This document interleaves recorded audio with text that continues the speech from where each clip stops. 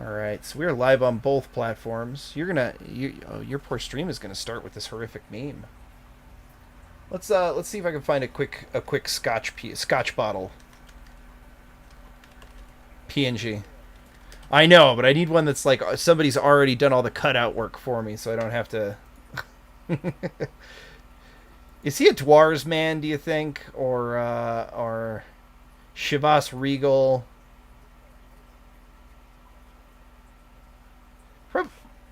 Yeah, let's do that.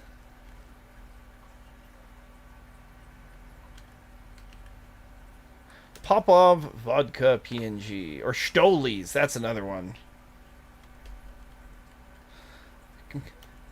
Comes in the plastic bottle, so you know it's good. What's that? Ah.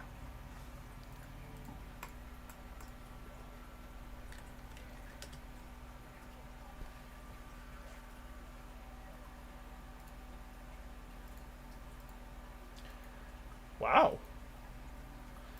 Hey chat, I'm gonna toss you the link to go over to Joe's stream. Head on over to Joe's stream, start migrating. Here in about like 2 minutes, I'm gonna shut mine down, and we're gonna migrate over there entirely. In the meantime, it is. In the meantime, we've got this bottle of Stolies to place before we finish this and post it. Actually, we probably need to copy it. We need to copy this. And then we need to make like 2 or 3 more that are going to be on their sides. What? I ain't got nothing to do with this. Don't look at me. Hey,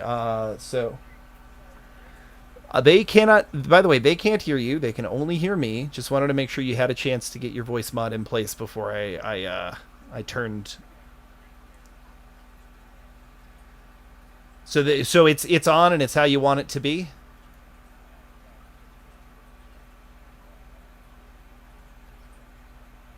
Gotcha.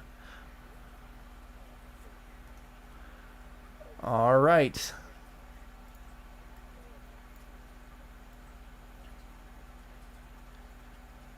All right, chat. Is that good enough? Is that good enough, chat? I think that's. I think that is officially all the Stolies we need.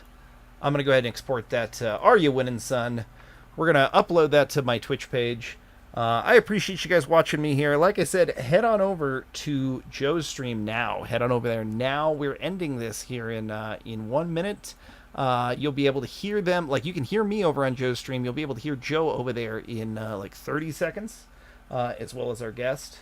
Get on over there. Shouldn't be in my chat anymore. Get gone. All right. See you later, chat. Bye-bye.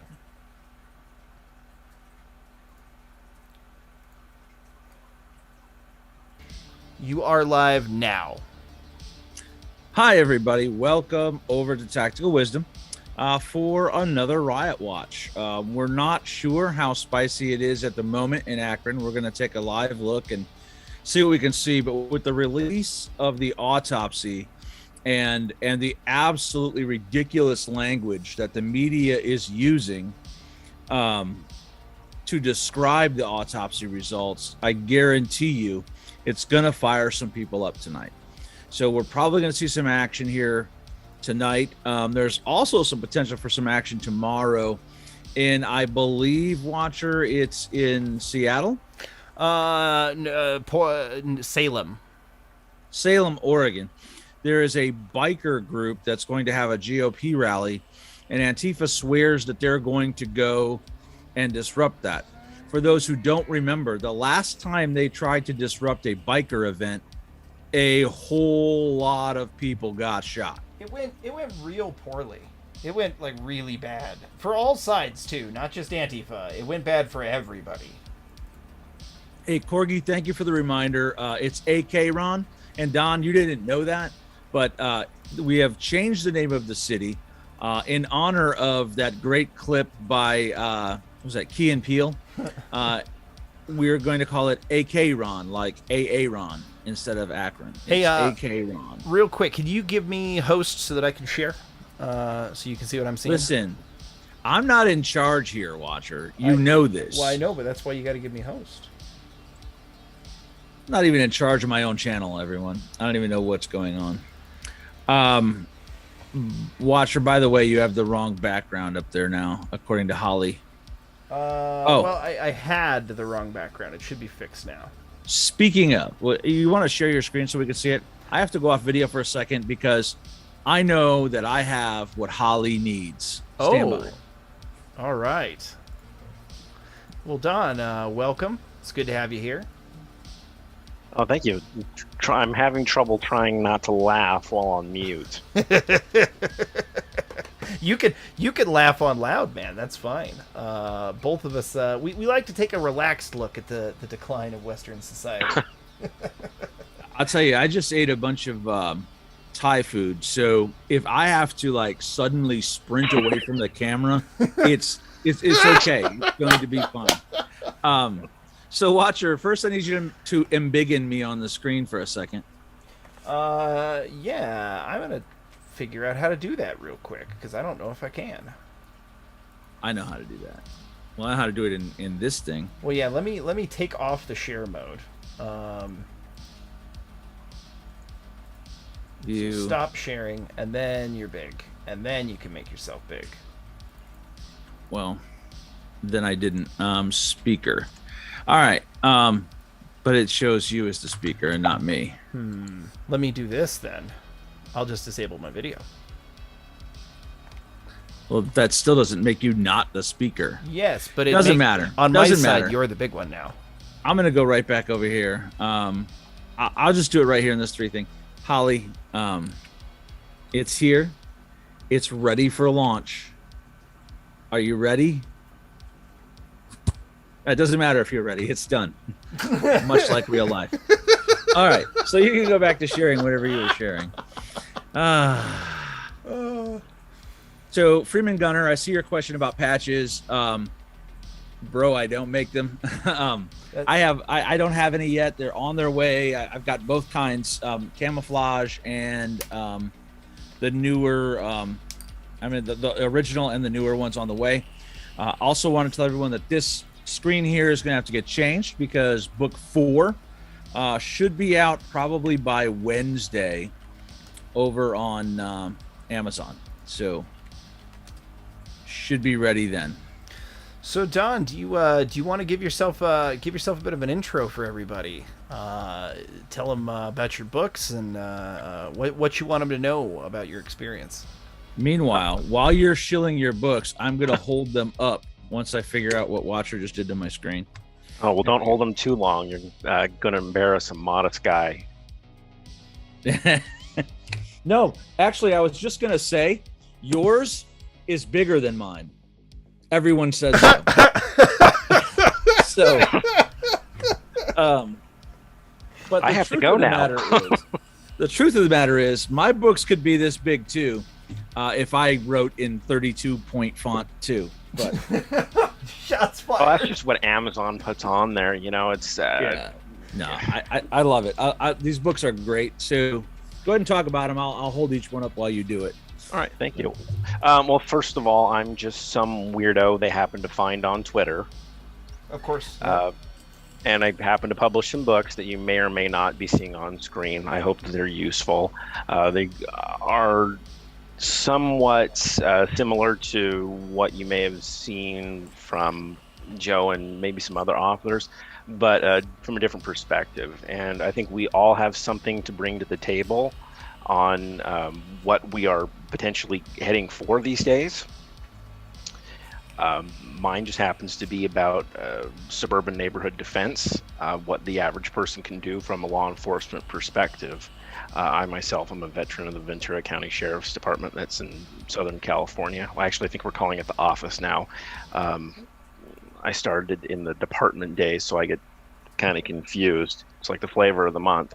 But right. I bring that up because it's my perspective. I wasn't anything special. I can't claim to be some sort of SWAT ninja. My specialties are all extremely boring. So I would want people to think of me as a well-read and educated layman. Okay. Well, what I think is great is that your books bring the law enforcement perspective, and Clay Martin's brings the Green Beret perspective, and mine brings the military police perspective. And I think Exactly. somewhere in the middle is where the average civilian needs to find themselves, right? None of these books are going to make you as I call it in my new book, ultra tactical ranger. That's trademarked. Don't be sliding it in your next book. Um, We actually read them. We'll know.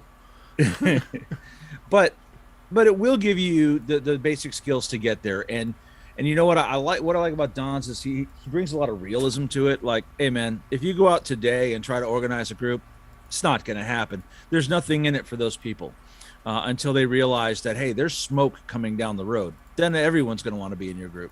So there's a lot of realism in there. And you do the same thing I do, where you say, listen, okay, so this is for the bad times. If you do it now, you're going to go to jail. I just want you to know that. And that's kind of cool. I think that's the biggest takeaway, is that you have to realize that things may not be as bad as you think they are, or that you fear, and you have to have some sort of restraint. I mean, I don't think anybody should be resorting to any of these tactics unless there really is no other option.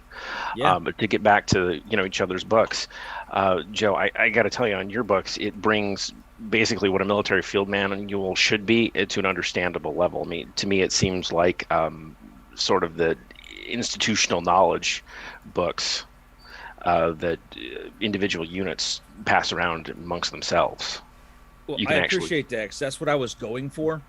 And that's actually some feedback I've gotten. Like, a bunch of Marines who have read it have been like, dude, if I'd had your book when I was learning land navigation, it would have made more sense, because these field manuals are written in legalese and it's dumb. But I tried to break it down to that PFC level. Well, and I appreciate that, because I don't have infantryman's perspective on these things. I don't have that experience. And I don't remember what book it was, but you were talking about boxing the open ground. I'm like, holy cow, I had this same thought, but this is articulated so much better. And this is something that I learned from basically keeping in the shadows and walking undercover in certain circumstances, but yet you have it applied to open terrain. Yeah, we call that a detour, a bypass detour, right? Where you got to do that 90-degree shift, 90-degree shift, 90-degree shift all the way around. And instead of calling it a detour bypass method, just like, hey man, just kind of walk around the edge.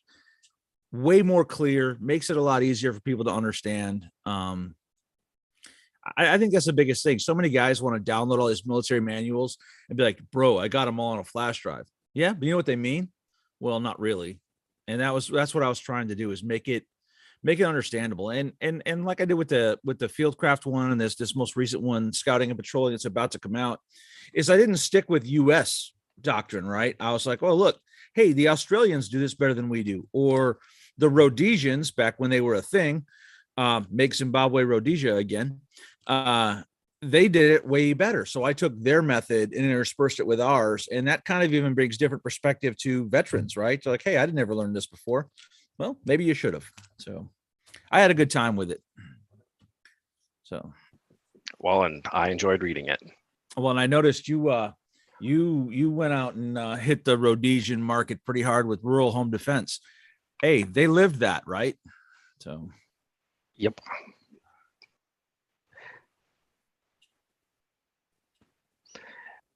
I wouldn't want to have to go through that myself. We have a regular guest on here who's from South Africa, and he deals with these issues every single day. And so right now they're at the 17-hour or 12 to 17-hour a day power outages, and farm attacks still going on, rolling riots, rolling blackouts, and he's just a good dude to talk to and listen to. Yeah. So, hey, Watcher, what do you got for us? Well, I thought maybe it'd be a good idea to go through the inflammatory language in the autopsy report. Yeah. Well, in the media coverage of the autopsy. Well, there you go. So an autopsy has revealed that Jalen Walker, the unarmed man, first challenge. Incorrect. So why don't we just say we'll put an asterisk there, and we'll add footnotes when we're done, right? Because there's going to be a lot of them. The unarmed man, asterisk, who was shot and killed by Akron, Ohio police at the end of a high-speed chase, had 46 gunshot entrance wounds or graze injuries. And I'm going to pause and just say, congratulations, Akron officers, for beating the standard accuracy. I know how many you fired. This is roughly 50, and it's about 20% better than normal. Congrats. Summit County Medical Examiner Dr. Lisa Kosher said Friday the death was due to blood loss from his internal injuries, and the cause of death was multiple gunshot wounds. No, really? Oh, okay. I like how the media was like, they have ruled his death a homicide. Of course they did. It's always a homicide. People don't understand what that word means. Right. Every death by another human being is a homicide. Yeah. Yup. Let's see. Walker, a 25-year-old black man who shot as he fled police officers. At least they worded it properly. There you go, CBS, a local CBS affiliate. Way to go. Trying to stop him from an alleged traffic violation. Well, that's not quite true, is it? Yeah, it's not quite true. Why is nobody gonna bring up the verified thing we have of him trying to get pulled over the previous night? Why is no news outlet willing to bring up the fact that he was wearing a balaclava while he was driving? Why is no news outlet willing to bring up the many other accoutrements he had on his person? Right. So anyways, he was remembered as soft-spoken. You know, most of the soft-spoken people I know like to shoot at police after Michael being over for Brown was a traffic stop. gentle giant, except when he was robbing people. I mean, am I wrong? I mean, that most of the soft-spoken people I know, like on a Friday evening, 12 o'clock, they usually roll around town in a balaclava and shoot at police if they try and pull them over. Well, this is what's funny is they always include this line as if it means something, as if you've ever gone to a funeral and they've gone up there and been like, you know, he was a dick. That Watcher guy was a real dick. Like, fuck that asshole. it's I'm not glad gonna he's happen. gone. Neighbors say he was a quiet man. What else are they going to say? Yeah, I knew that dude was crazy the whole time. Neighbors say he threw cocaine-fueled parties in his backyard with his pet tigers. Hey, I've been to some of those things. Well, but the neighbors don't ever talk about it because they were there. Walker, a 25-year-old black man. Oh, no, we already got that. Details of the case continue to emerge amid public scrutiny of how law enforcement personnel across the United States use force. Well, I don't know if I'd call communists the public, but Right. especially amongst people of color, Walker was black, while 7 of the 8 officers who fired on him were white. As if that mattered in any way, shape, or form. Objection, Your Honor, irrelevant. Asterisk. Yeah, there we go. The city has said all were put on paid administrative leave per department policy. People like to make a big deal of this. What else? Okay, what are the options here? You can't fire them. They haven't been proven to do anything wrong. You can't do preemptive justice. That's not how our system works. So you can't let them keep working on duty, right? Because you dumb motherfuckers will bitch about it. I don't know how else to word that, but it's just true. It is what it is. You guys will yell and scream about it and maybe try and hunt him down. So they get put on administrative leave while things get sorted out. They get time to cool their heels, potentially fill in some paperwork they've been. I mean, let's be honest. Cops are literally always behind on paperwork. Always. Yeah. Yeah. I was gonna say Don might know a thing or two about that. It's not that bad. It's gotten better with computers now. Yeah. But you're always working on reports, and there are some people who are quicker at it than others. Yeah.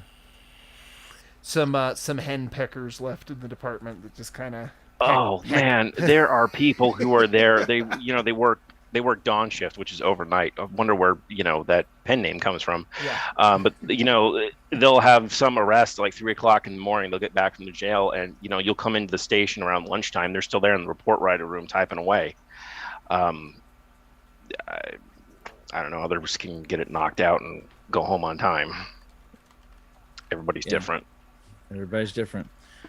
Even this part here where they go in and graphically describe the gunshot wounds is meant to inflame people. When you pull the trigger, you have literally no control over movement between you and the suspect and when the bullet hits him. So it's like when we reviewed the Grand Rapids police shooting video, right? The officer was trying to shoot him in the back. He had no control over the fact they were both wrestling around, and when he moved, the bullet went in the head. It really... People don't understand the physicality of it, right? Mm-hmm. Walker was still running when they shot him, so you don't exactly have precise control over where the bullets hit. Well, I wasn't being facetious earlier when I congratulated them on their accuracy.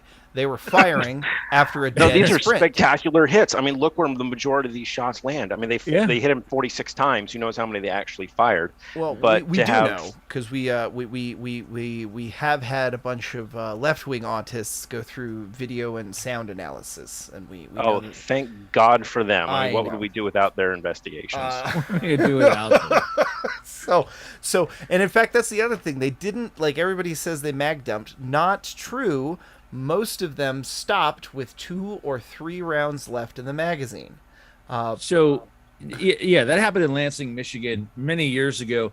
Like, these 4 officers shot him 33 times. Well, when you break that down, it comes out to be like 5 or 6 shots per officer. And when you're talking about a Glock 17, that's not unusual, right? That's a string of fire. That's not emptying your gun. So, just a nice little chatter. That's all. Look, I was a Marine Corps marksmanship instructor. Not even military police, just flat out shoot the bad guys, and that's where I get my my. Don't take my stuff as legal advice ever. Any advice Watcher gives you about a gunfight is literally how to survive a gunfight. That's it. It's not legal and how to win in court afterwards or any of that. It's just this is how you win. So yeah, but I mean, I personally am a big fan of failure to stop drills, but I know that that's not something that's always taught.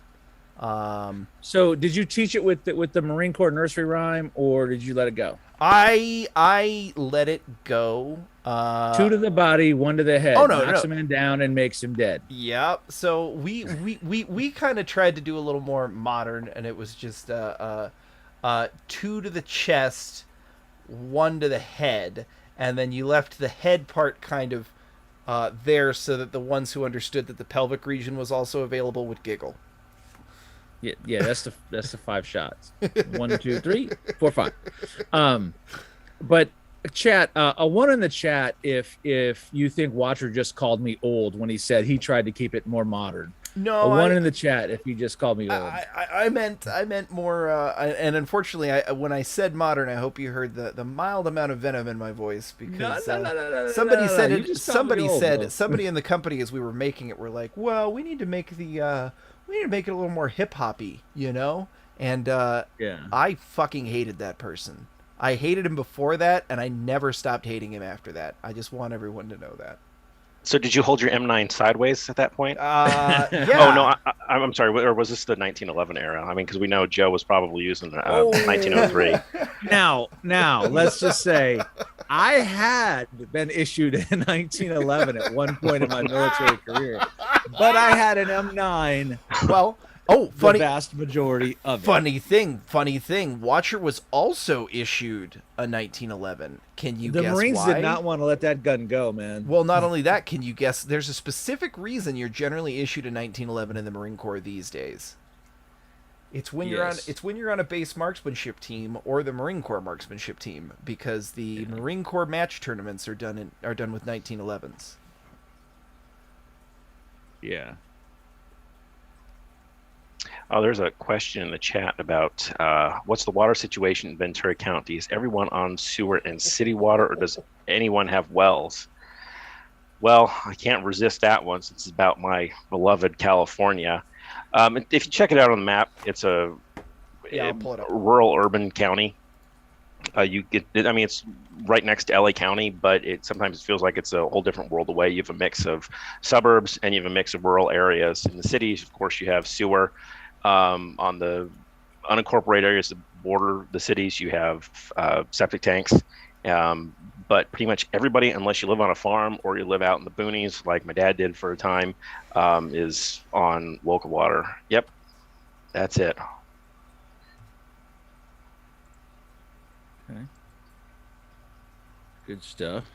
And then if you look just slightly over this way, you'll see the devil's asshole. That's so true. Okay. 29 Palms is right out here. Well, that's true, but that's not. We don't call it that, bro. Yes, That's we cold. do. Be honest, we do. I would just like to give out a shout out to my friends in 2nd to the 23rd Weapons Company, Port Hueneme. Ah. Nice. 23rd. He's a reservist. Yep. All right. And there's some Air Force guys too, but you know, it's the Air Force. Oh, don't get me started. So Air Force were sometimes used as infantry. Shut. No, you're not. You mean like pilot recovery missions. That's let's see, what percentage? Marines. I was gonna say, what percentage of the people on that mission are gonna be Air Force? Oh, I see. Pilots. It'll be the pilots and maybe the crew. Maybe. Anyway, yeah. I spent a little bit of time in California. So I was supposed to be stationed at Pendleton. I did warrior school at Pendleton. That was back when they did warrior school. It was like an extra 4 weeks at the end of boot camp. They still did that when I was in, although they called it combat training. Yeah. So did that, and then I went to Lackland Air Force Base for military police training. Back when we did that, that's where the good food is, just for the record. Then they sent me all the way back to California just to tell me I was going to North Carolina. Then when I get to North Carolina, they tell me, oh, but you're up for winter training, so you're going back to California. Bridgeport.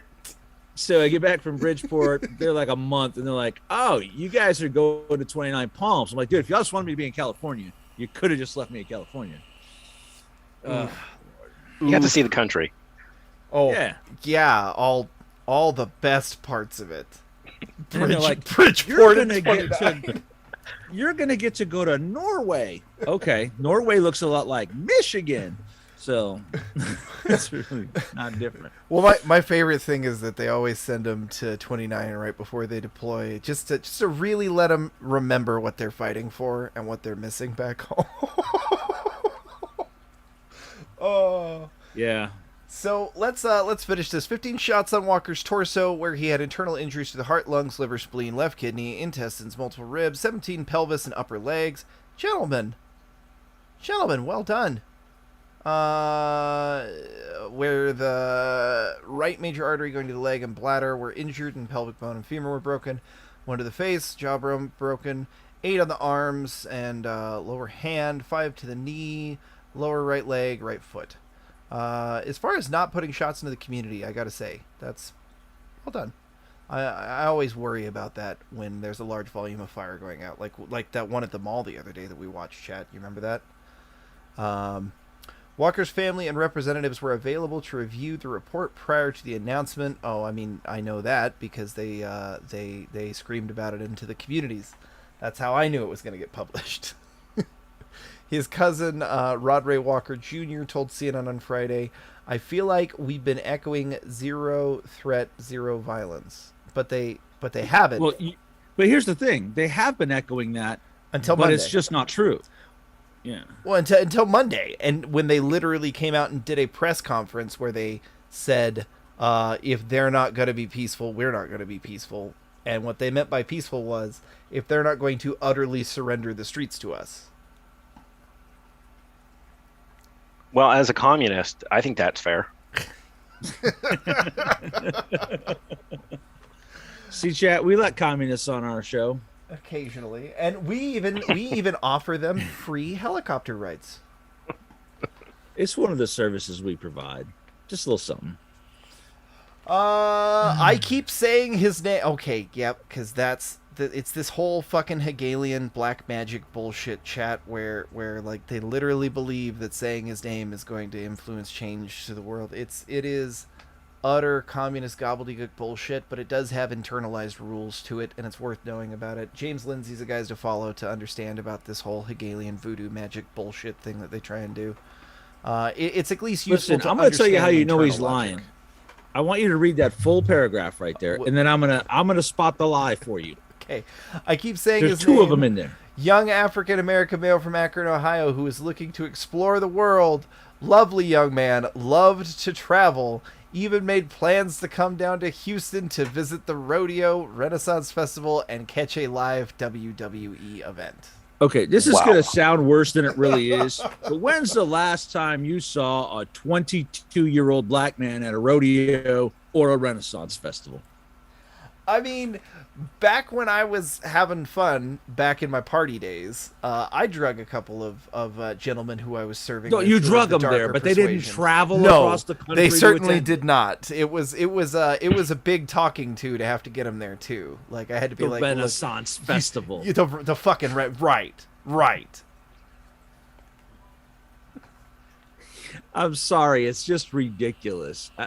And I'm not trying to be, I'm not trying to be that way, but I'm telling you, this kid was not on his way to the rodeo or the Renaissance festival. I mean, do we need to pick up the photo? Never mind. That was a different kid. I forgot. I'm sorry. That was a Minneapolis but that's kid. true. They always pull out these photos that make the kid look like an angel, and then 5 days later we find on Facebook the photo of them with a stack of money, a 9, or at the know. riot, fucking with a crowbar and shit.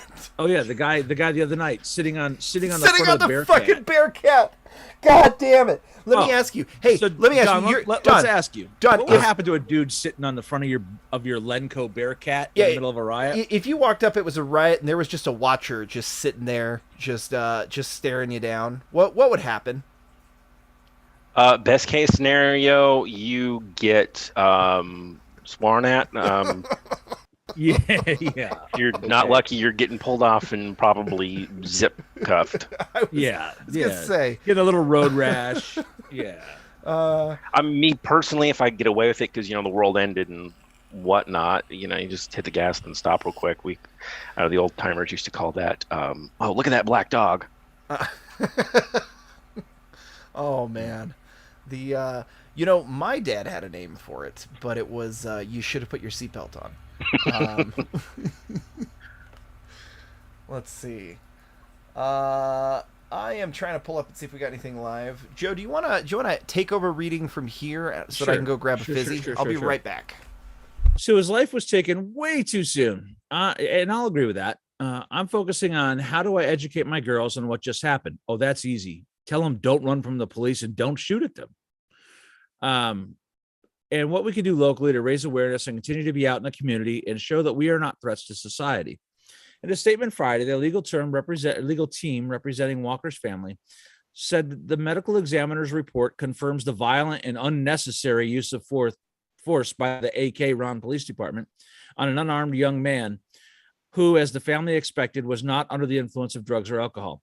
First of all, the medical examiner's report says no such thing. It doesn't make statements on whether or not the use of force was necessary, whether or not he was unarmed.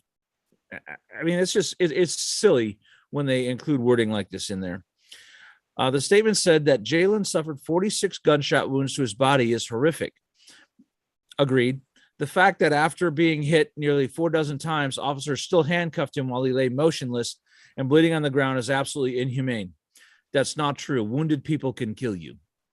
Oh, didn't we just go over a video of this? Oh no, wait, no. We'll pull this up in a minute, chat. We've got a video from Donut just a couple days ago where dude almost took out an officer with a second wind. It was pretty fucking scary.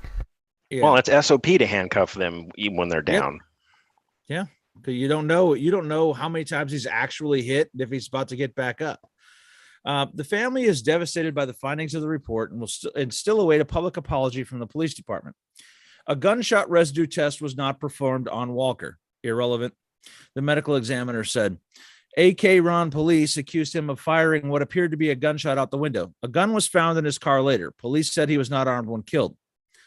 Now, it's important to note they leave out a very, very important fact here, and we've all seen the photo. The gun was jammed. Guns do not get jammed when they're not fired. Your gun doesn't just go, oh, look, I'm going to stick a spent shell casing in your sideways when it hasn't been fired. So they're also, I haven't seen any of the mainstream media mention it at all, but the police have mentioned multiple times that they've recovered a casing from the area where the video shows him firing the gun out the window. And I believe when it first happened, one of the officers stated that as he ran up to the window, the kid pointed the gun at him, and that's when it didn't fire, and he dropped it on the seat as he ran out, but they didn't realize that because of all the smoke and dust and tinted windows. So... And at that point, you have a fleeing felon. Right. That's exactly. something that people aren't interested in understanding, because as far as they know, he was still armed. I mean, it's not like they stop, search the vehicle. Oh, okay, the gun's there. I mean, he could have a second firearm on him. And especially if he runs off after an incident like that and making furtive movements. Yeah. I mean, it was spinning towards them with his hands out of view is just, I'm sorry, but it's very easy to sit at home and watch a video and judge, knowing all of the facts. But that night, all you know is this kid just shot at everyone and is running, and he's now spinning around towards me, and I have exactly 1/32 of a second to decide if I'm going to live or die here. I can't fault him on this.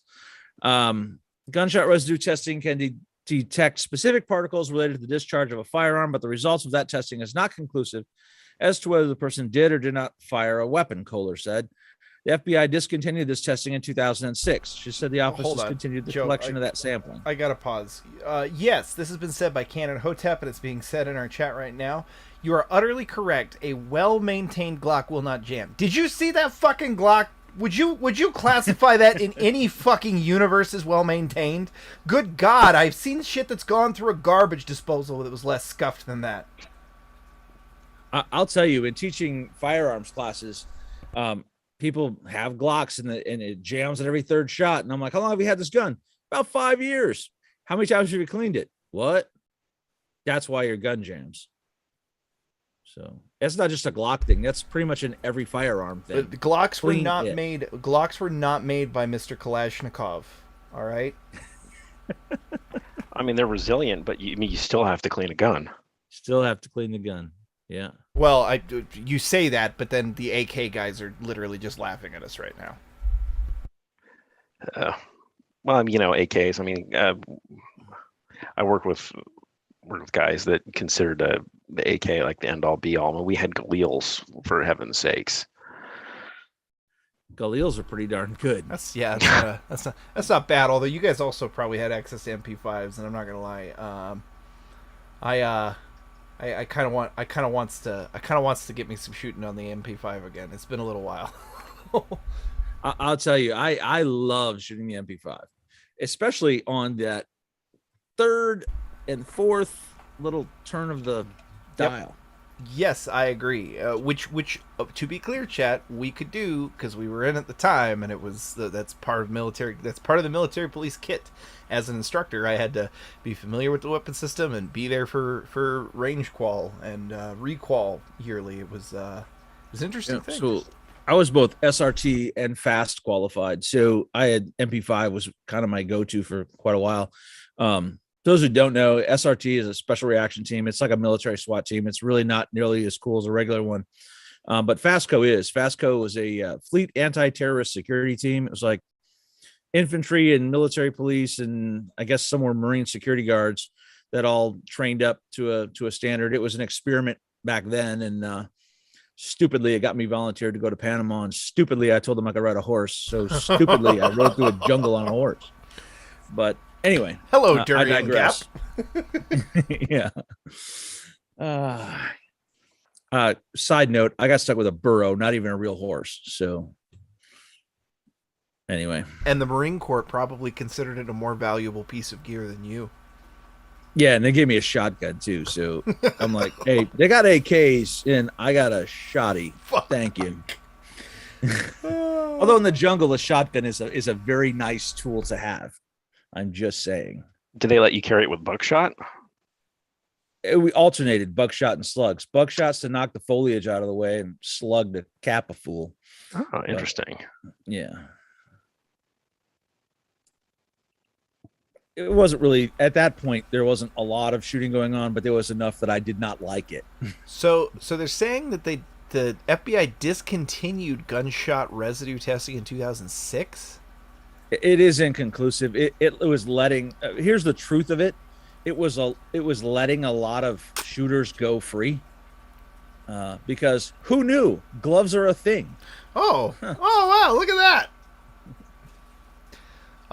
Look at that. I think it was Robert Blake, the celebrity that shot his wife outside a restaurant. Yeah, I think his defense was, well, no, we were target shooting earlier that day. I just didn't wash my hands well enough. Well, and on the flip side of that, I've got friends, a guy in Kentucky who runs an explosives.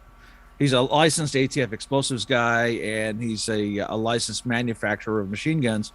He gets pulled out of the line at the airport every single time because he has explosive residue on his bag.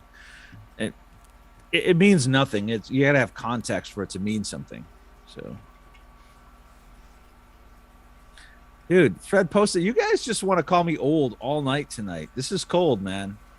Yeah, I'm not nearly as old as you all think I am. Look, he's up for late night riot watches, you guys. He's not exactly over the hill yet. And if you guys move west, you can stay up later. This is true. This is true. Well, doing what jungle? What I was doing was Operation Just Cause, the world's largest drug raid, when the United States invaded Panama. So, funny note to that is that the Task Force Semper Fi, guess who they were? There's a Marine LAV-25 right there. The Marines captured more prisoners in territory than the remaining. There were less than 2,000 Marines there, and we captured more territory and more prisoners than the entire U.S. Army, who had about 70,000 people there. So that little part on the bottom half there with the parachutes and the line, that was the Army part. The rest of it was the Marines. Gotcha. Oof. And that middle part by the lake, that's where I had to ride the stupid horse in the stupid jungle. Does anybody else want to start singing that song right now? I rode through the jungle on a horse with no name. I can make my own songs if I want to. But here's the part that bothers me the most. We gave it right back. We gave them the canal back. We gave them everything back, and then we gave it to China. Awesome. Yep. Well, I was just going to say, this guy, this fucking idiot right here.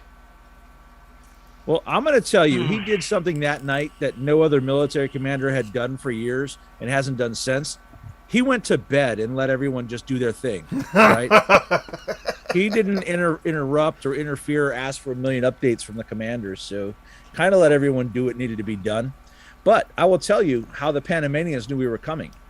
The Russians had the Pentagon under surveillance. And when no one went home that day, they sent a warning order to Panama to tell them something's not right. Nobody left for the day at the Pentagon at 5 p.m.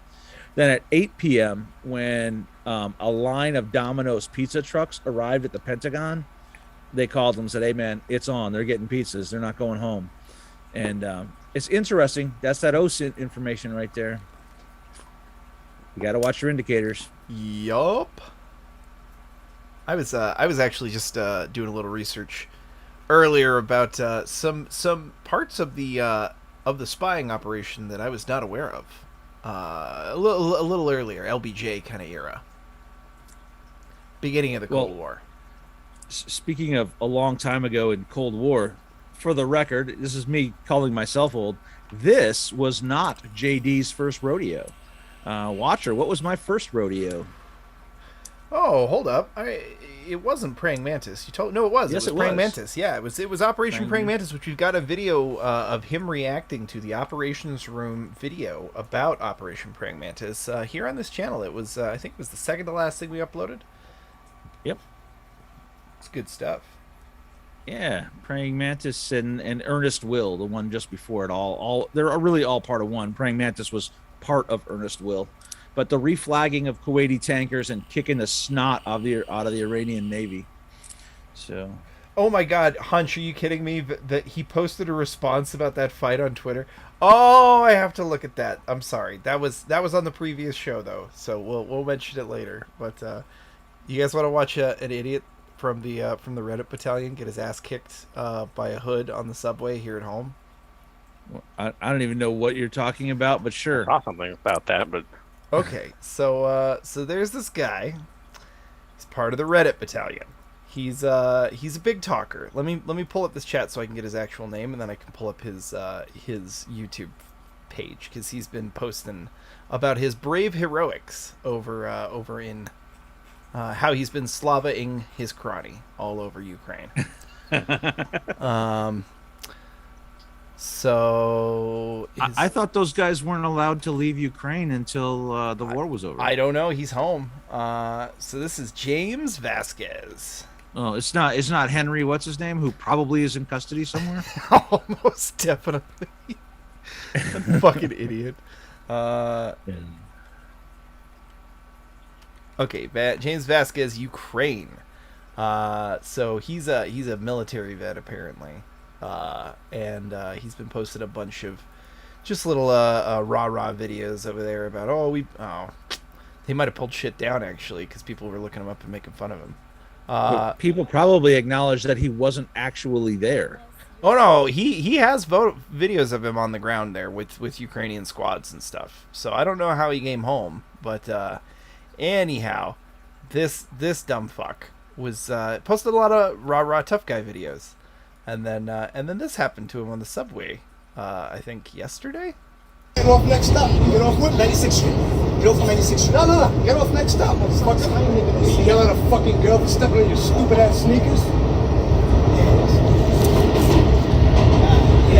So he's a gray man, yo. Totally a gray man, bro. Super gray. Like you would never see him coming out of a crowd, not at all. I'm gonna fast forward because you know what this is. This is them working themselves up to a fight, and you know it takes a while when a dude who is kind of actually a pussy inside doesn't really want to fight, has to work himself up to it. So we've got like a minute and a half of them like, meet me on the outside of the train, meet me on the outside of the train, and then this. Where we going? We going right here? Where we going, nigga? Where we going, nigga? I'll poke you in your fucking eye, you pussy. Get off the train. Nigga, I'm gonna get the train. Look at this train, nigga. Get off the train. What you wanna do? What you wanna do, nigga? Everybody, please, take clinical instruction. Oh, I'm sorry, man. I'm sorry. Let's go, nigga. Wait, take Sorry, what? Are they dancing or are they fighting? They well, both. You know how this goes. Looks like a Michael Jackson video. What's that guy got in his hand? Looks like a pen. Yeah, tactical pen, bro. Look And out. he did in fact say, "I'm gonna poke you in the fucking eye." So Well, and Let's that's probably what he had. go, nigga. Let's go. just know this video doesn't belong on Live Leaks. It ain't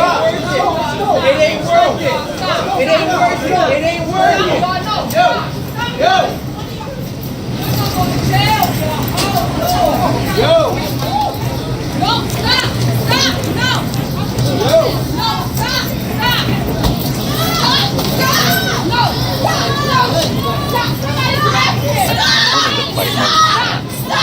Go ahead. I've seen women that fight harder than that. I really, like- yeah. So a cholo from the east side is more hard than the Russians. Yes, and Cool. he's about to stomp his face a couple good times.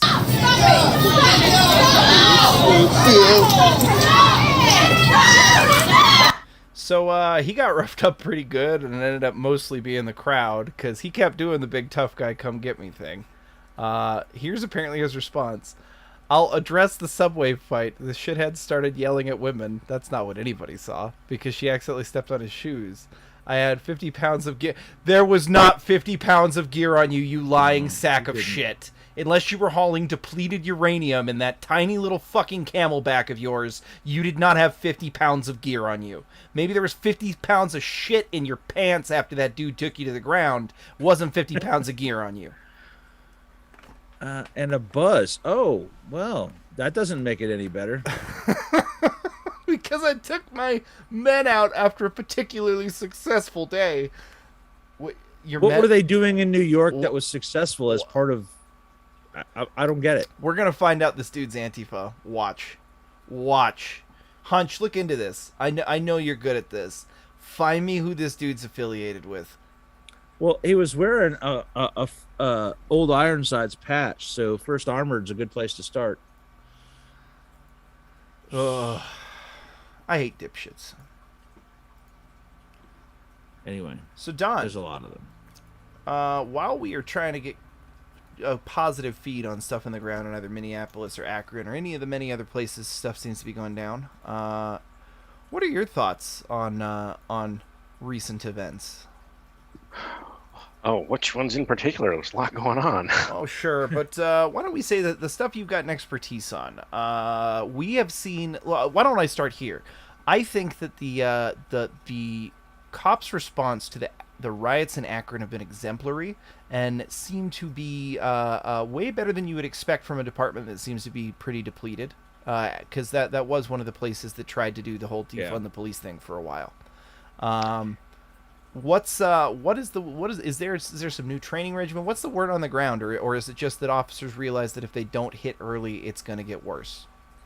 Well, I don't know about Akron in particular, because every place is different. You're going to have you have a different mentality from LA to Ventura County, so across the country. I mean, who of course doesn't know? But I think 2020 was a good example of what happens when you just completely pull back. You can't do that. It doesn't work out for the community. It just gets worse.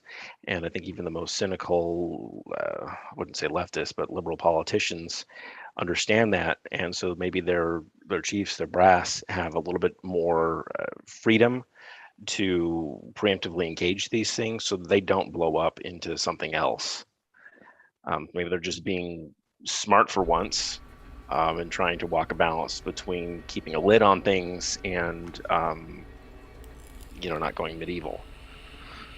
What's do you have any thoughts? Have you seen like some of these the press releases that have come out where the police chief seems to be saying the right things, the things that you'd actually see a security personnel actually saying, but then you've got literally every other person there, the city council members, fucking cuck-ass preacher, bunch of dipshits, essentially saying the exact wrong things and countermanding the only source of actual authority there. Have you seen that? Should I pull it up, or do you know what I'm talking about? Oh, no, I'm familiar with that kind of thing. But the police chief isn't elected. He's appointed.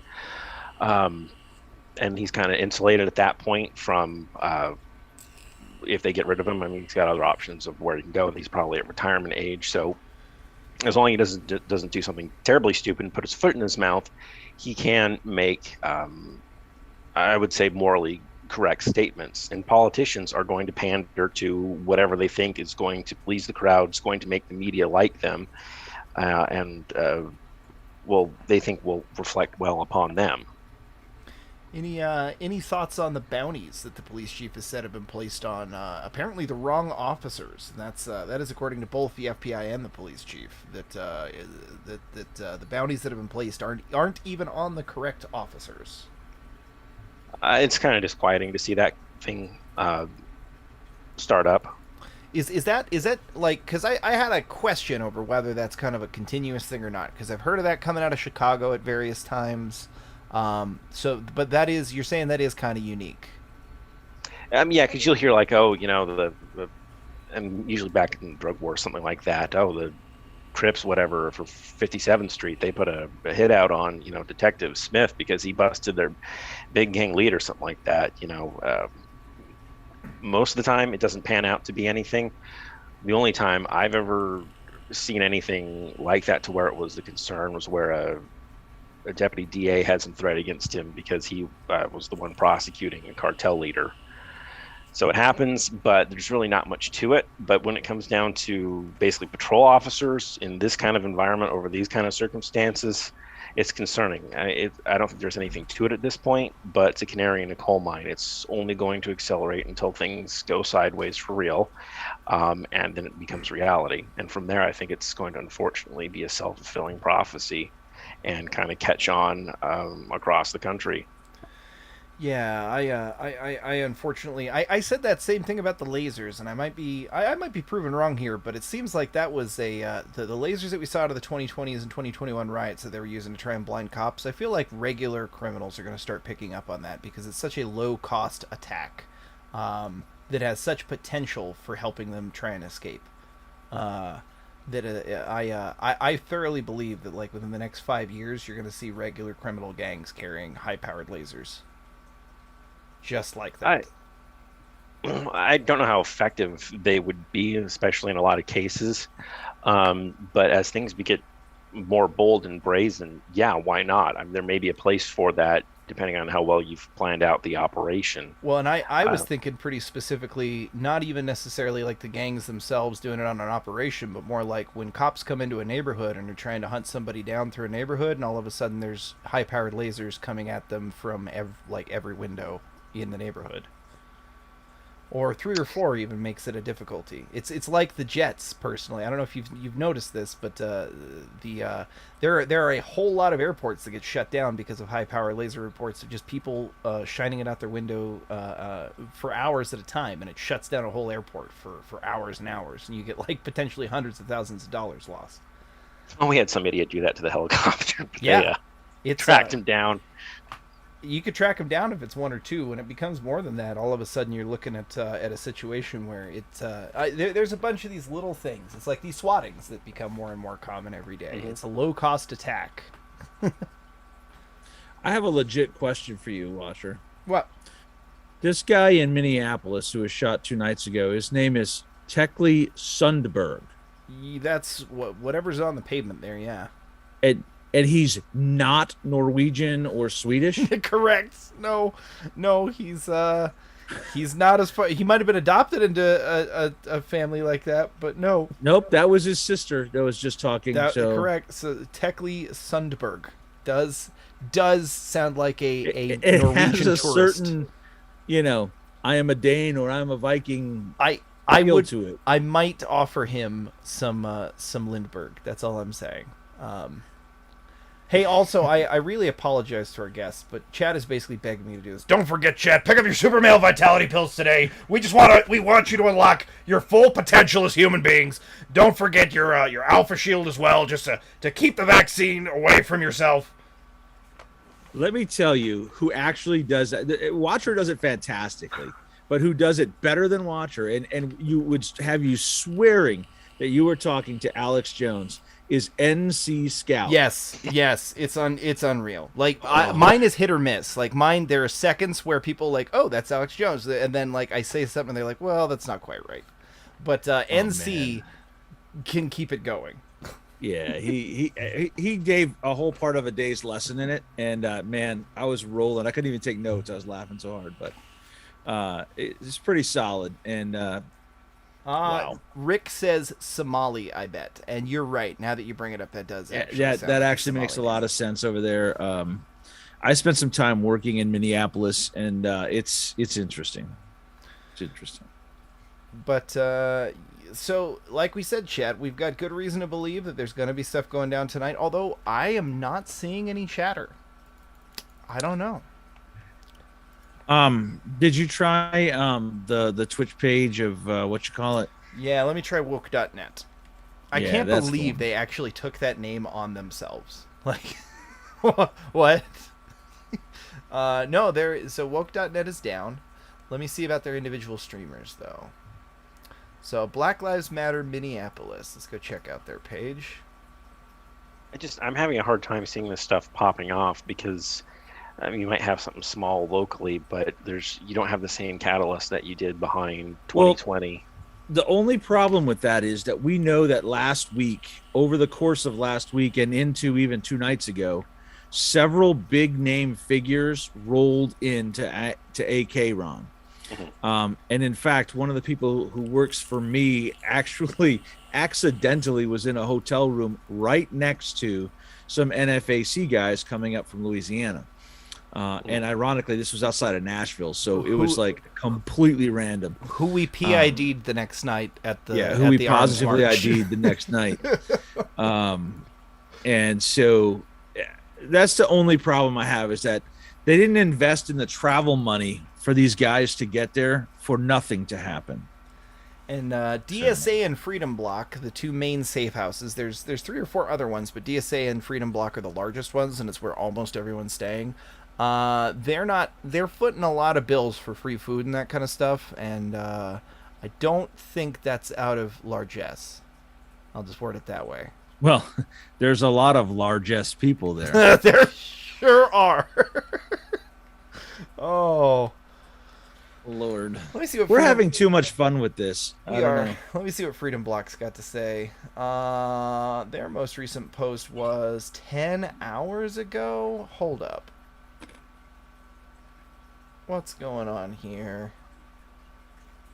This represents a disruption in posting patterns. They usually post like 5 or 6 times a day. And all they did today was repost the People's Justice Project. I'll bring it up. I'll tell you, I was in a store today, and the woman in front of me had a shirt that said, "The opposite of poverty is justice." And I was like, that doesn't even make sense. That's stupid. God Word fucking salad is great. God damn it! Oh, speaking of Yeah, word salad, right. did you hear that Kamala's speechwriter has fucking left after 4 months? Like, not even. I'm 2 weeks sure she notice. got bounced out, actually. Well, look, it's not like Kamala was actually saying what she wrote on that. There's no way both of her speechwriters that she's hired so far have been the same kind of stupid. That's true. That's true. Well, answer me this. Where's Frank Nitti right now? That's a great question. Let's find out. He's not live because this is how I usually track him down live, is through this. Well, find out where his last post was. Yeah, let's. Frank. He does more on Facebook Nitti. than on Twitter, so... Yeah. Oh, you're over there. Yeah, I'm Never grabbing mind. him real quick.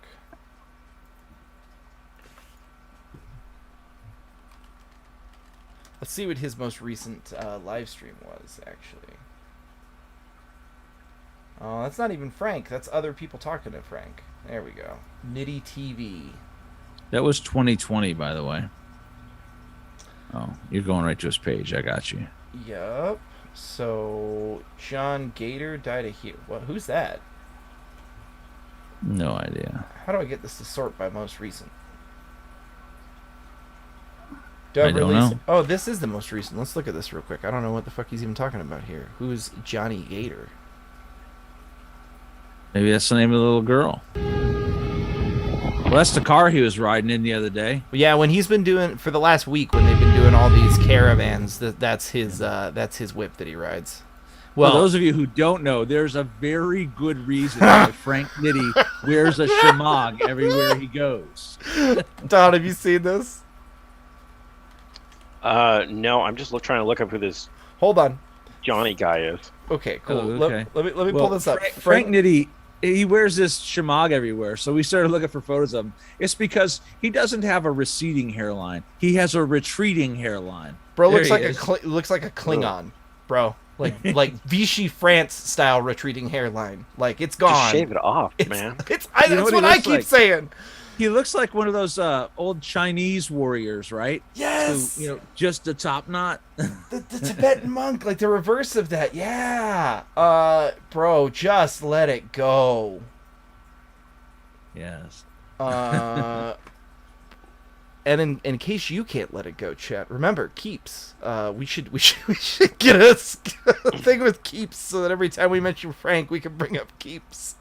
That's a order Klingon. Keeps today, and it is. So let's. So is this today or is there? 7 hours ago. Yeah. Okay. Let's see. Let's hear what Frank was saying 7 hours ago. Oh, when he's not just honking. Okay, so it looks like they were caravanning in the daytime. Well, that makes sense since they made it legal for them to do it at night and said they wouldn't screw with him as long as they weren't being violent. I guess during the daytime is the more disruptive of the options now. Oh, that's good, Derna, by the way. So here's the thing. Frank Nitti is from Kenosha. So he is obviously not Ooh. he's Oh, so wait, tiny. hold on, because do you know who Tiny is? Before you say oh, do you know who Tiny is? That right there is Uncle Phil. That is Jacob Blake's uncle. I thought it was Uncle Phil from the Fresh Prince.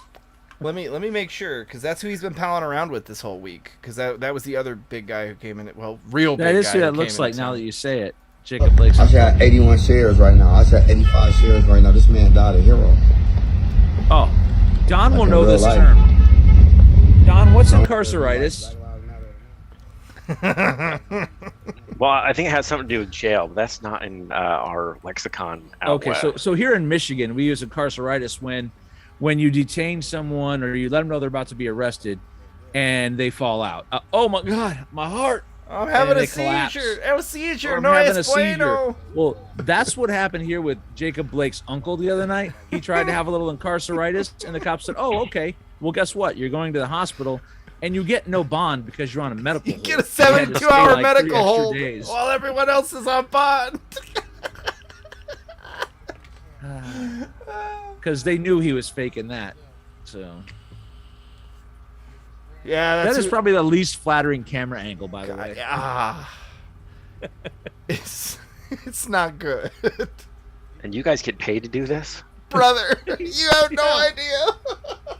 This is fun, right? So the point, my point is though, in saying, hey, let's find Frank Nitti, is that If there's Frank a grift Nitti to be doesn't had, do anything he doesn't make $1 from. if there's right? a grift to be So- had, Frank Nitty's in the middle of it. Yeah, so someone, and my man's shirt right there even nails it. Look, it's a shirt about grift. So at some point, someone's paying him to be there, or he's making money off of it. He would have left if nothing was going to happen. Agreed. So, and here is Nurse Ratchet. Oh, oh no. Jab of the gut. Hey, hold on. We're gonna pause this because this isn't live. This is from earlier. This is not live, but this is it's like 10 minutes old. Apparently, shit's getting spicy in Gaza. Okay, hold up. I have to pull it from the screen. Hey, who predicted it was going to get spicy in Gaza right after the president said dumb things today? Boy, it's almost as if you watched the Council on Future Conflicts. You would have known this was coming like a surety. I would just want to say about the things and the people over there and something. Thank you. That's my Joe Biden impression. Oh, right, yeah. Well, dude, today he compared the Palestinians to the IRA and their struggle against the British. I'm like, Positively. Not like, oh, the IRA were terrorists, these guys were terrorists. Like, no. Oh boy. And I said, language like that is going to justify the next round of rocket attacks. I give you the next round of rocket attacks. Well, just like I said. Or rather, Joe gives you the next round of, or Joe, the other Joe gives you the next round Joe of rocket Stradamus attacks. predicted Joe's crazy words. Oh. So, yeah, Iron Dome up and live. I'm sure that the people over in Gaza are excited about the announcement of the new Iron Laser program that they've announced, which is going to be a new concentrated laser weapon version of the Iron Dome. If you know, in the next major war, they're going to overwhelm Iron Dome. Yeah, they. Well, yeah, Iron Dome does you no good on the ground, right? So, yeah, just a brief update before we dive back into this older story. He was a hero. There was many lives saved that day. There was many lives saved that day. Okay, have we figured out who Johnny Gator is? I'm dying. Yeah, he was a 40-year-old AK Ron man who they shot up a celebration of life event, I think, last Friday night. They killed him and his 4-year-old niece. So this was the male who took one to the dome and then made it to the hospital and passed away the next morning then. Gotcha. I guess he said run, and he was backing all the kids up, said Melinda. So I'm not sure why he was a hero. Well, that did you hear that the 4-year-old that got shot was the niece of Jalen Walker? Oh, Yeah, like I said, we have good reason to expect some spice. And part of the reason is because he provided shelter for people to be able to run. And he was trying to save a 4-year-old girl. Unfortunately, he and she passed away. And I'm not surprised you haven't heard of this, by the way, Don, because they couldn't find any way to pin it on the cops because it was a 15-year-old local kid who did it. So they buried it instead, which is predictable. well, and this stuff happens all the time. I mean, granted, it's not the early '90s, late '80s anymore, but this is, I mean, common. It was like a weekend thing in LA. Yeah, it's not exactly uncommon in the AK Ron and Cleveland area either. So Our son, our daughter that he had to save. It could have been our son or our daughter that we lost. Oh, chat wants to remind you, Joe, that he's a hero because he dead, bro. oh, right. My bad. Wrong man, Johnny Gator. Justice for Johnny Gator. Well, hold up, stop. Are you stop? Fucking what happened? stop. Justice, I was looking for video. Justice for Johnny Gator. Justice for Johnny Gator. What the fuck does Justice for Johnny Gator look like? Huh? You fat sweaty piece of shit. What does Justice for Johnny Gator look like? He got shot by one of your own fucking goons that you're raising up to do this kind of shit. What does Justice for Johnny Gator look like? If y'all don't know, Watcher might be a little worked up about this. Here's the thing. How I don't get why he's saying justice for him. They already have the kid in custody. They're doing all that they can. I don't understand the complaint at this point in time. Anything to raise a stink, am I right? Pretty much. They have all that talent in town, Joe. They got to get people riled up because that talent isn't going to go to prison. They need people to be the human shields in front of them. They're probably counting on you. You know, the whole. Let's make up a story so it sounds good, right? It's direct. It's the police's fault because if they hadn't created the situation, he never would have been there, and this other guy wouldn't have been able to shoot him. It's silly.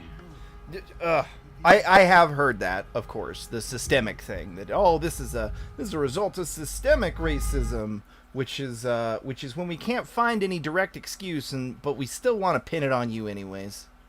Well, while we're looking, since we have Don here and his books are gold, I frequently give advice on people if they find themselves caught in their car in a protest. I'd like to hear your take and your advice in that situation. So I'm driving down the road, I turn the corner, and here's the line of BLM and Antifa walking towards me. So what's your advice in that scenario? Well, first of all, why weren't you aware of it? Why weren't you aware that some sort of tensions were going on in the city? Maybe not everybody's on Twitter following their local accounts that kind of share this thing, or you're not on Nextdoor or wherever.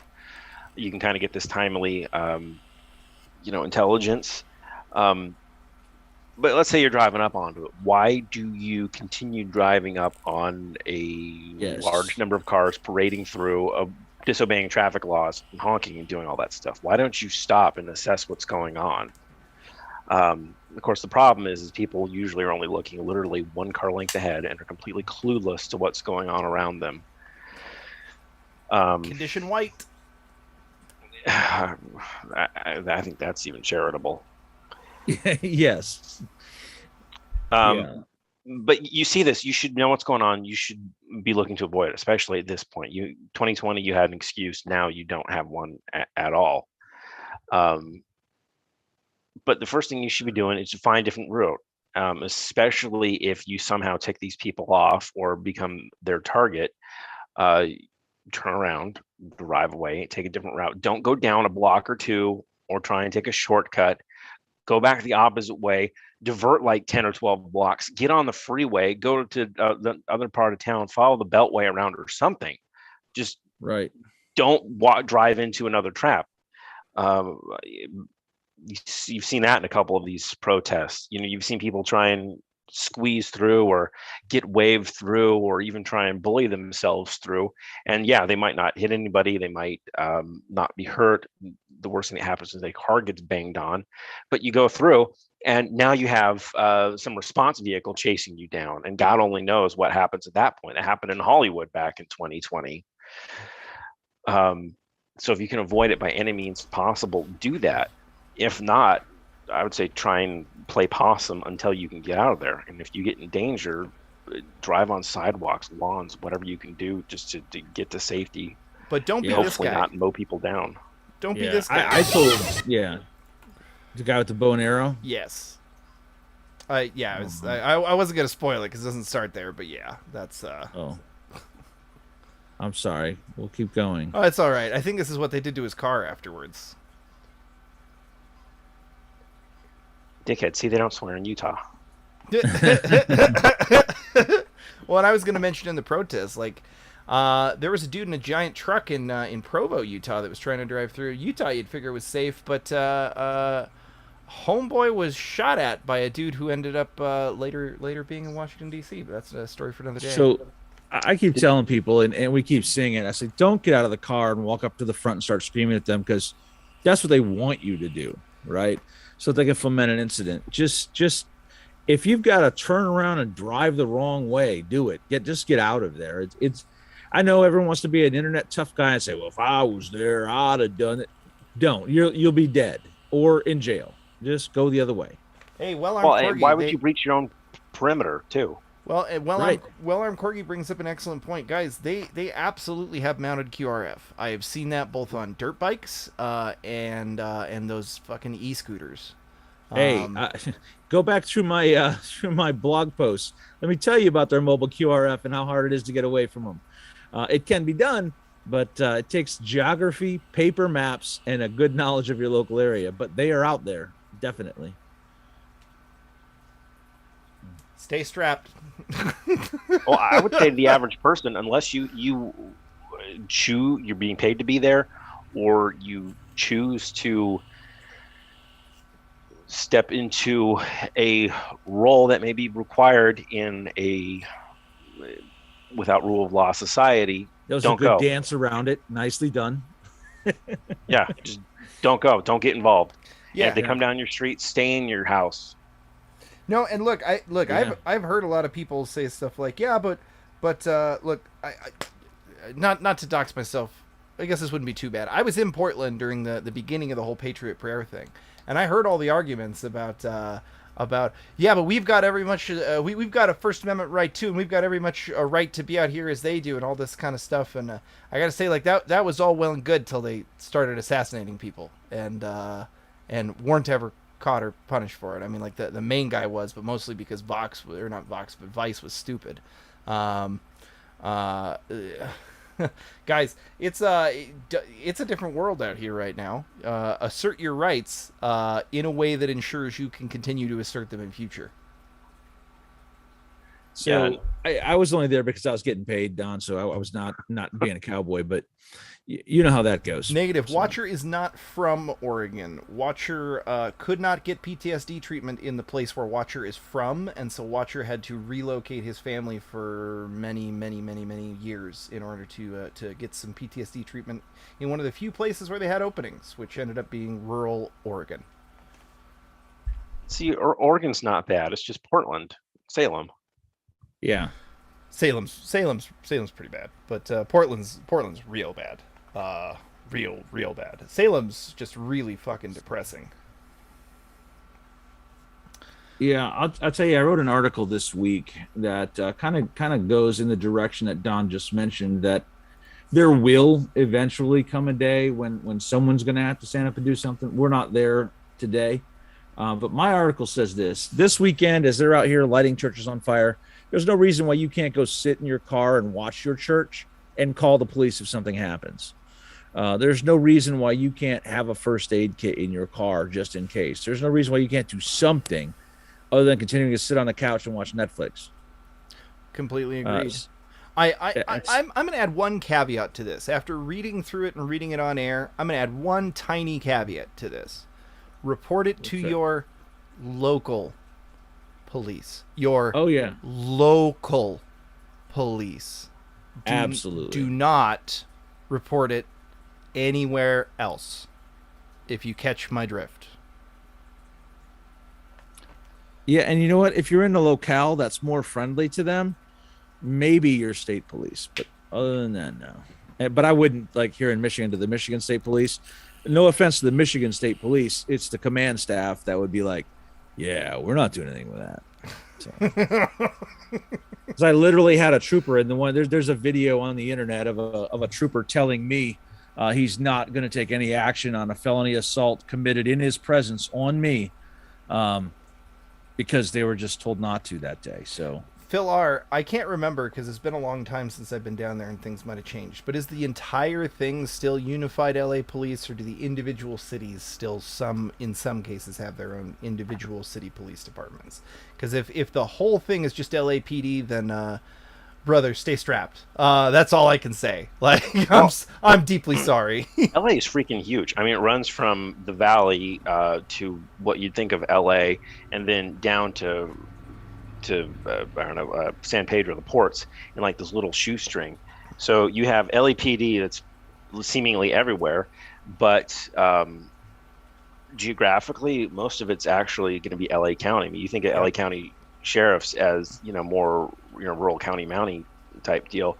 Like, no, I mean, there are stations. I mean, they're just as urban as LAPD is. Then of course you do have smaller departments. I mean, from like little tiny pocket departments that probably shouldn't be, to larger ones like Burbank, and the quality varies from place to place. But I mean, LAPD has gotten really cucked in the last decade.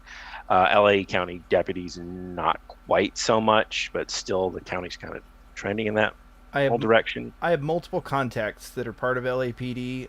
One of them is the wife of an LAPD officer who is 2 years from retirement. The situation is so bad that she has moved across the country. They sold their house and he's living with their parents-in-law. So that, because she can't deal with being in LA anymore. It's not feasible.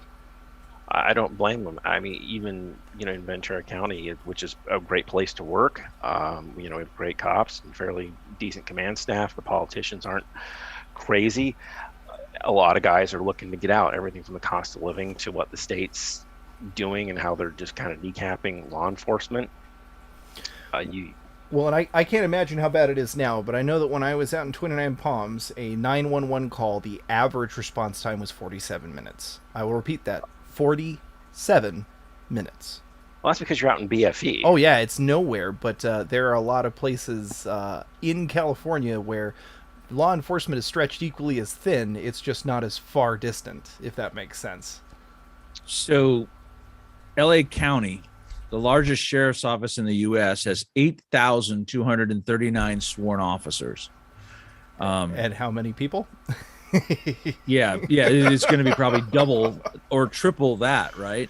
And so Michigan's biggest one, which is the 12th largest in the country, is 1,300 people, and that's Oakland County on the north side of Detroit here, which ironically is twice the size of the Wayne County Sheriff's Department, which is in Detroit.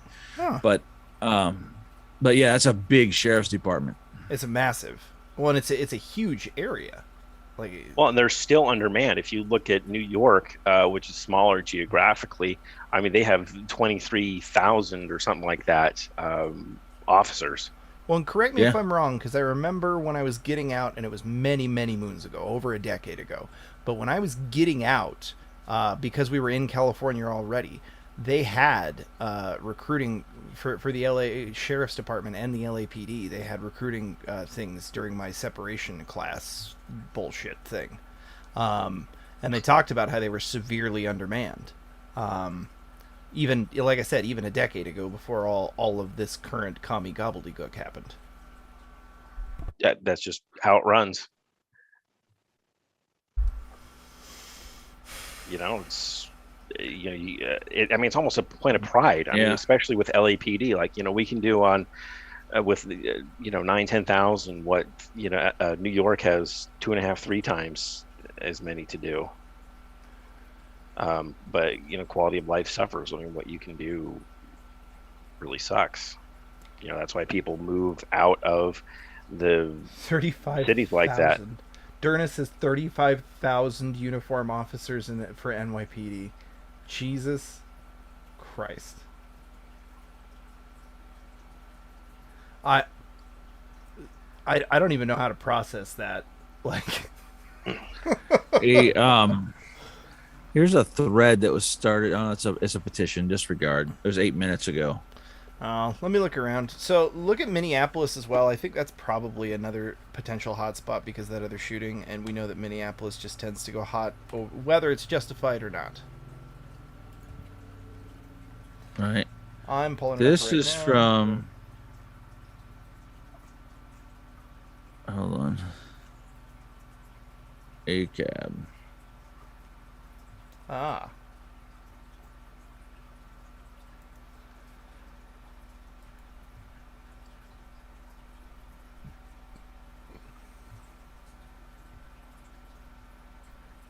Well, Don, give me your opinion on Uvalde. What do you think? Ooh. Oh. Yeah.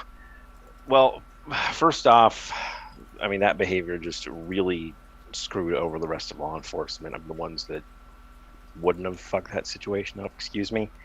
Right. Oh, you mean that's you mean just, like 99% of other officers?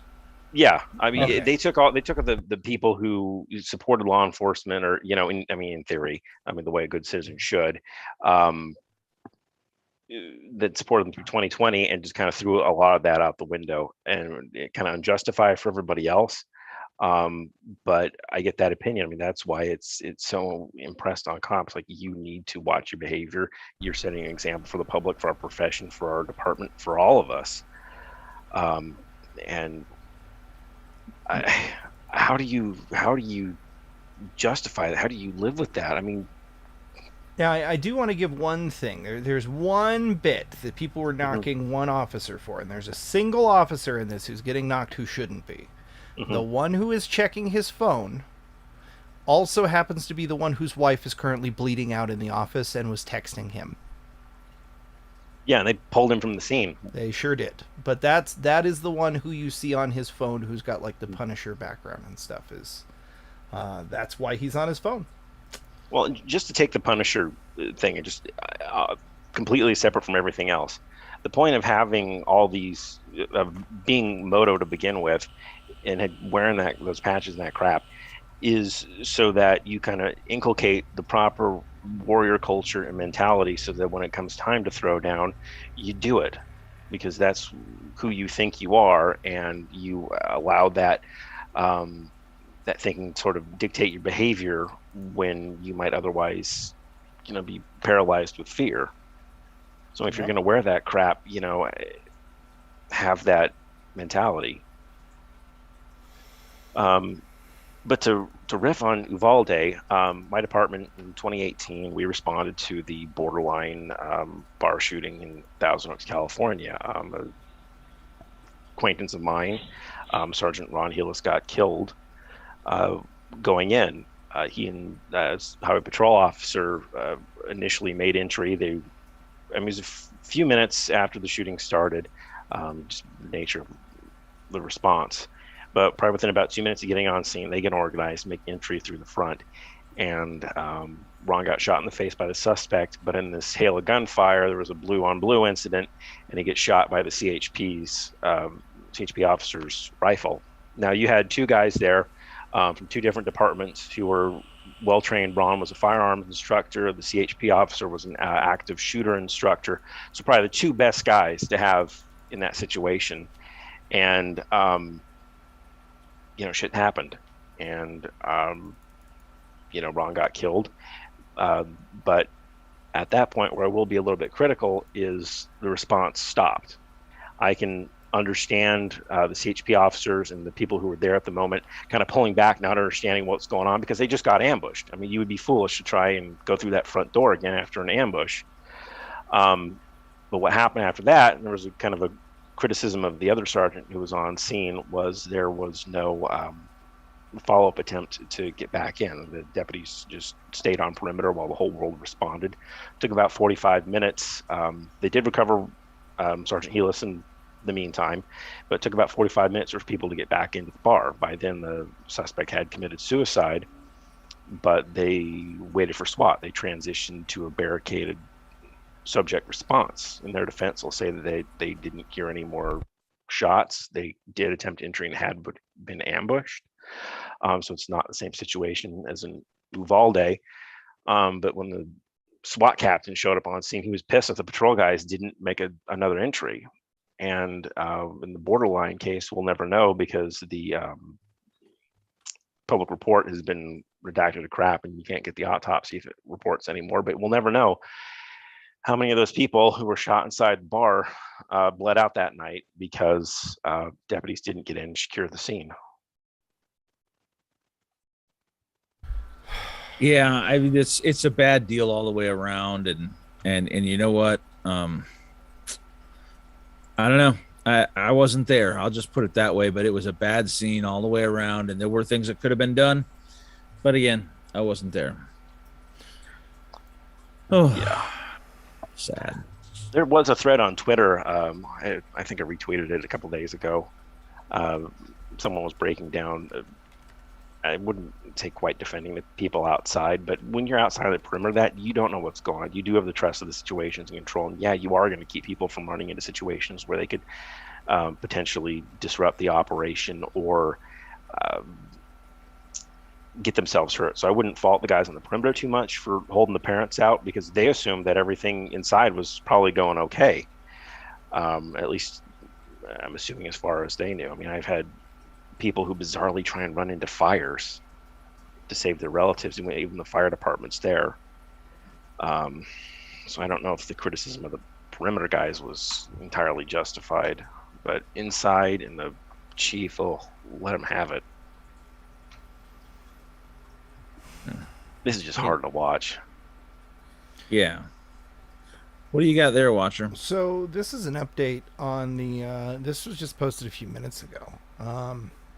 Apparently, this is the woman and her children that the dude was shooting at, and was this is the lady who called the cops. The dude was shooting at him and was apparently stalking him. So I'm just gonna read this. Is there any resources to find me and my kids a new home? Nobody seems to give AF that this man tried to kill me and my kids when I didn't even know this man. Literally stalking behavior. The way his mind seemed to be set up, he could have killed anyone on his way, or maybe even a school mass shooting, but nobody ready for that conversation. I guess it's okay because we didn't get harmed, only him.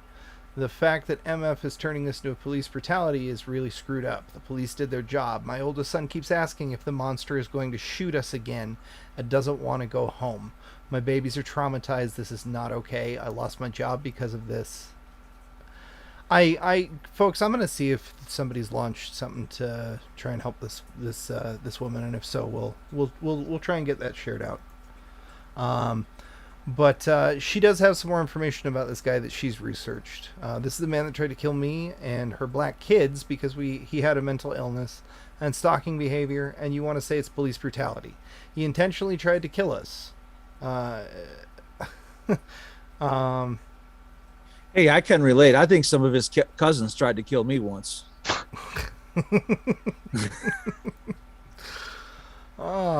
This shot went straight through my door while it was closed. It was either in Minneapolis or in Mogadishu, but I can't tell the difference. Okay. You can never be too sure. You can never be too sure. That was terrible.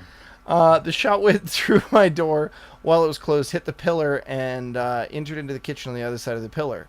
These two shots are directly towards my bathroom, on the other side of which leads to my bedroom. Hey, that reminds me of a funny story. You know my buddy Corey Watcher that I talk about, who Yeah. lives in Kentucky. He was also a contractor and all this kind of stuff, right? Mhm. So he comes to Detroit quite regularly, and he goes to this bar downtown. It's just this little hole in the wall bar. So I go there with him one night. He goes, "Listen, there's this Somali guy who comes in here, and he's hilarious." So the Somali guy comes in there, and we're talking to him, and the Somali guy looks at me and he goes, "Man, you just look really familiar, like I've met you before." I'm like, "Well, listen, when did you come here?" And the guy laughs, right? He goes, "You've been to my country." I'm like, "Yeah, I mean, I'm not saying we might have met, but we might have met." But it was funny. There was alcohol involved. It was way funnier when I was there. But anyway. Very true. Hey, Rick, I want to say she is very brave. It looks like there is one. We're going to have to hunt down where it's at. This was Crime Watchers, and that's on the opposite side of the fence. You know what's funny is that he's right. It's very brave of her to come out like this, because guess who's going to come after her now? BLM, Right. and roughly every organization in the city that's community. Roughly every organization in the city is going to target her. So, And the real victims get ignored, every time. in all this.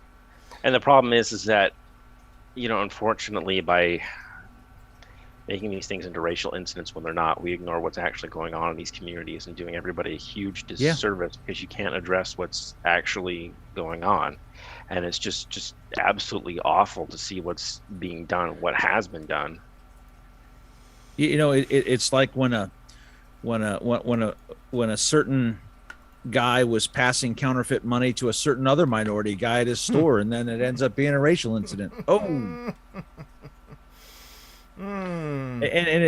that's the whole point, is that it's sad that the race of the officers, the ones who had no choice but to be there, right? The ones who were called and had to go, that their race is the biggest issue. They're the only people involved in that situation who didn't have a choice but to go there. So. Well, I do have to apologize. I have to make my excuses, unfortunately, all right. to drop off because my air conditioner has decided to quit. Oof. Ooh. Yeah, we were kind of hoping to have something by now, but it was good to spend a little bit of time with you and get your thoughts and kind of show your books. Hey, why don't you show your fiction books, because I don't know anything about them, before you go. Oh, my fiction books. Oh, that works. So yeah, I do have a couple of fiction books. My thing is post-apocalyptic, end of the world. I kind of wanted to write the books that I couldn't find.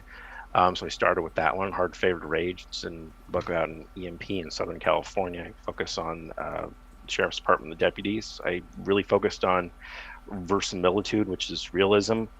Trying to look at what it would really be like, how cops would really respond, and how if the government had its shit together, could sort of mitigate things. And it's not good, and a lot of bad things happen. A lot of people die.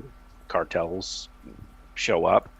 Shocking. But Boy, I think it's an examination of what might actually happen. Optimistic, though. boy, we know someone who your book almost fits in their universe. Interestingly. And I may be planning a camping trip with that someone, but anyway, yeah. So one of our friends is Mark Sibley, author who wrote a book called Mongol Moon. Just one And, book would point out. Only one. What's that? You notice that this already has Only two. one. You'll notice, chat, that this already has two. I'm just saying. Well, let's give Mark some credit. I will say he did a much better job writing than I did. He's a little bit more entertaining. That's Evoke a little it. bit I'm more ordering emotion. these books tonight, and we're gonna find out. So I was going to ask, well, for anybody who's interested, we have a stable of good voices, and if anybody is looking to do a audiobook produced by not going to say like right wing or anything, but just like I'll say non-cathedral sources, right? Because if you're going to go through Audible, it's all going to be done by Amazon, and it's going to be sensitivity checked and all that kind of stuff. So if you're ever interested in that kind of stuff, I have the productions and the readers to be able to potentially pull off an audiobook like that. Any of the Including authors being in our read circle. in an awesome South African accent. Yes, that is guaranteed to increase sales among a specific demographic by at least 10%.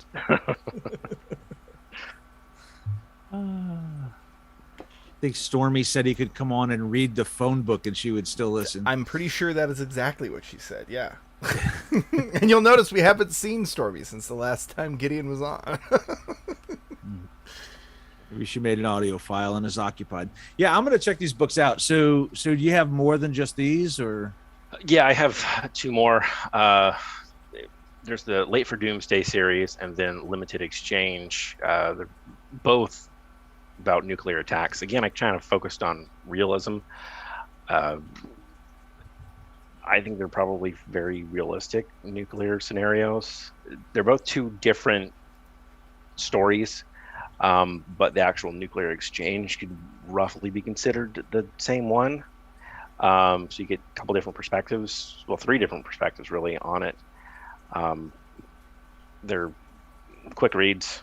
I don't go into the aftermath. I don't believe there's a nuclear winter, which I think I've taken a hit on some Basic reviews. SHTF radio. I was going to say, how did you not know about this one, Joe?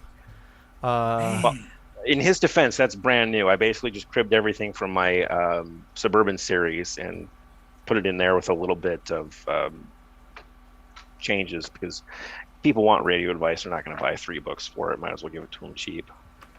Yeah, NC Scout, who does a lot of advanced radio classes, is doing a book series that's going to be, the nerdy, thick books on radio. Get Don's instead. It's going to be a lot easier to read.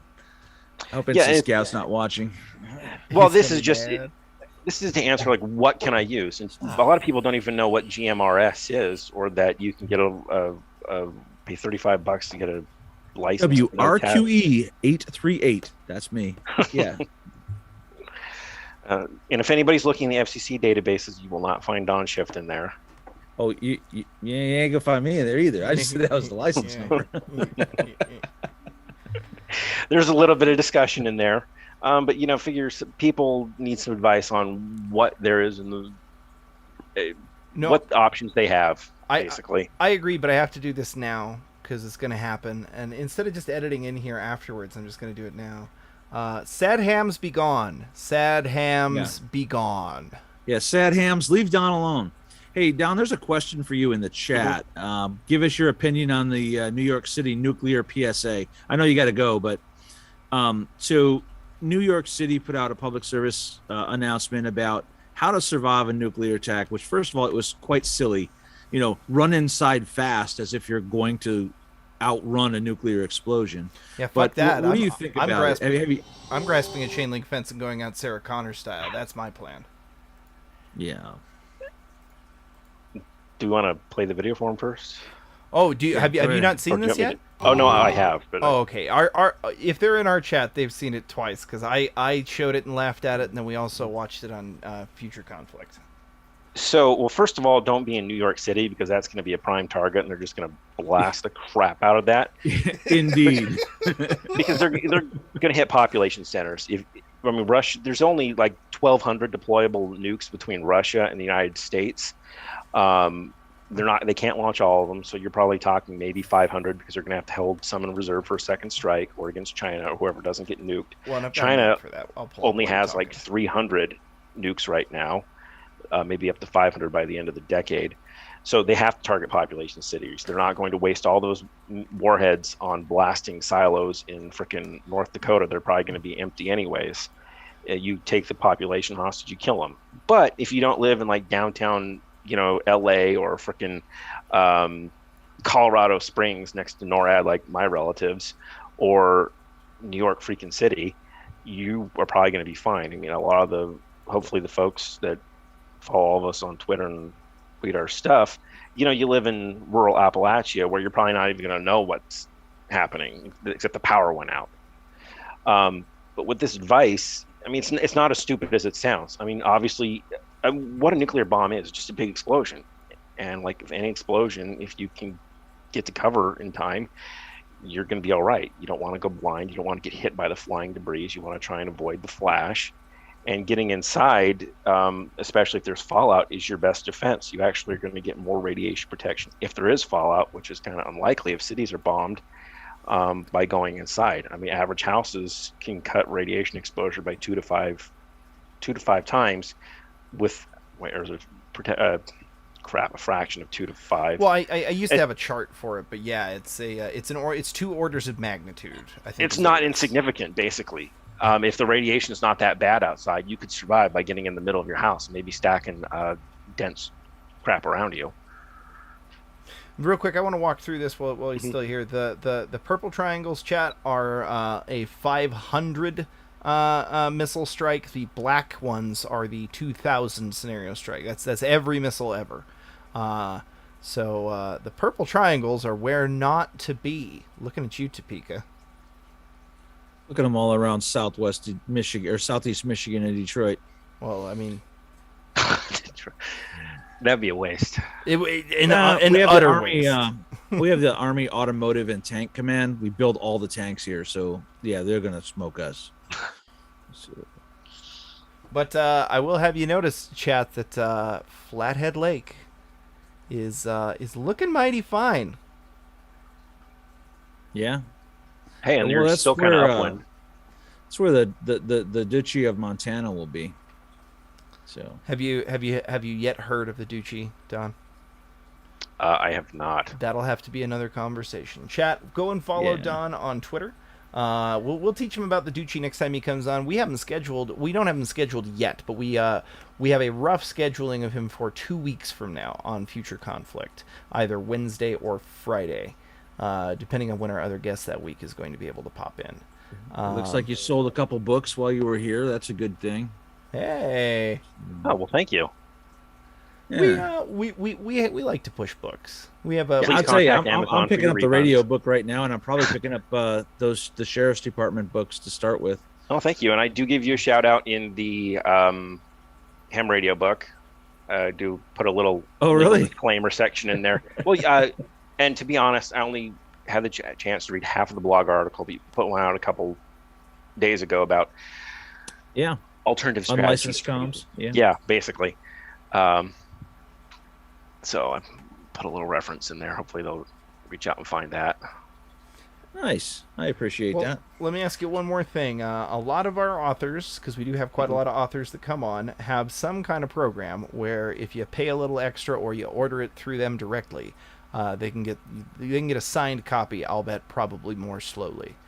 Do you have any system set up for that we can point people at, or just Amazon? Unfortunately, don't at this time. It's just Amazon. I don't have the volume, and I'm too paranoid about. No, I get you. OPSEC is important, my friend. identity. OPSEC is important. Hey, I've been red flagged before, so. Oh, that's Yeah. that's a load of crap. Yeah. That'll be a topic we'll have to get. You know what? Maybe we'll do a whole show on our channel about red flags one of these days and chat about that. Don't worry. Our South African friend is apparently, quote, associated with the terrorist organization, who their main course of, quote, terrorism is posting online polls about what the people of South Africa would like their government to do. So terrorism. That's just wrong. See, I'm working on my South African. Eat enough biltong, you'll get there. All right, Dong, we appreciate the heck out of you. Thanks for being here. Chat, I'm going to drop you Don's Twitter link here again real quick. I don't know why I wasn't following him earlier, but that was weird. I am following you again now. I've had to follow and refollow people repeatedly, so. I've noticed that. I hit 1775 followers the other day, and I keep bouncing back down from that. And people keep being like, hey, wait a minute. Yeah. Apparently, Demp just got banned from Twitter, just for the record. No. F's in the chat. How did, well... And I was planning a trip down to see him, too, and then he got banned. Well, Anyway. hold up, though. I don't know if he's banned, because it says this account does not exist. It doesn't say this account was suspended. Oh, you know what? He does this all the time. Yeah, never mind. He'll be back tomorrow. He'll be man. back. He self-deletes for safety reasons, let's just say. Because it's a lot harder to recreate your account when you're schnocked. Anyways. Well, thank you guys very much. Well, no, thank you, Don. We appreciate you. Of course. All right. Well, have a good evening and good luck with your riot stuff. I hope something stirs up so that you have something to, entertain you. Well, we don't, because we'll entertain ourselves. But we know what you mean. We know what you But mean. I know what you mean. All right, man. All right, thank you. All right, we'll see you. Oh, looks like we have a time for prayer is the only thing live out of Akron, and it looks like some kind of internet preacher that is from the Summit Spiritual Center of Akron. I'm going to bring it up just out of curiosity. Oh, that is not what I pictured.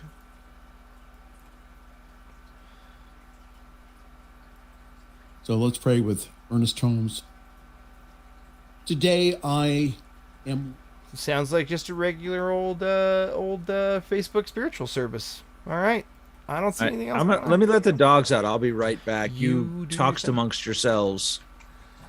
All right, chat. How's everybody doing tonight? Chirp and FL Digi. Don't know what that means. Gonna have to read back through the chat here a little bit. Cut off mid Twitter space. He's gone. Rip. I don't know about that. Like I said, it says different things depending on what action was taken. And when you get yeeted, it says this account has been suspended.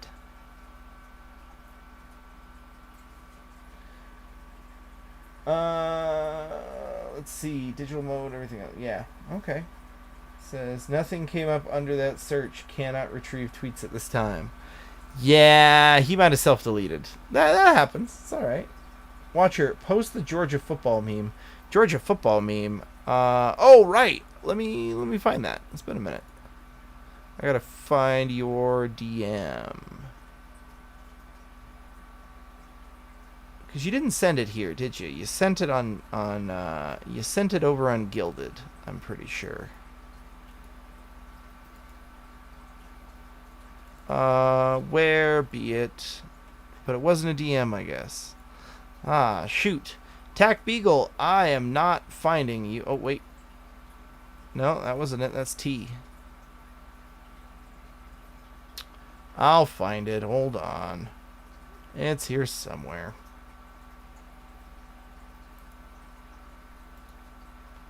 Shifty? No, Shifty was the Tucker Carlson link, so we're way far ago. Holly Midlife, Dawn, Nyx. That's Nyx. Let's see. Joshua Ham.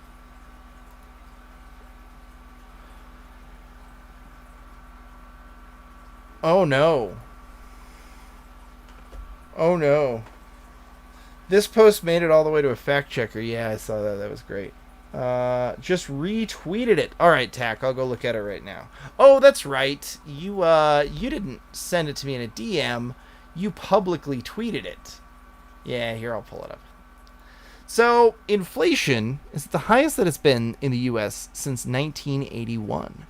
And the defending CFB champion in 1981 and 2022 have been the Georgia Bulldogs.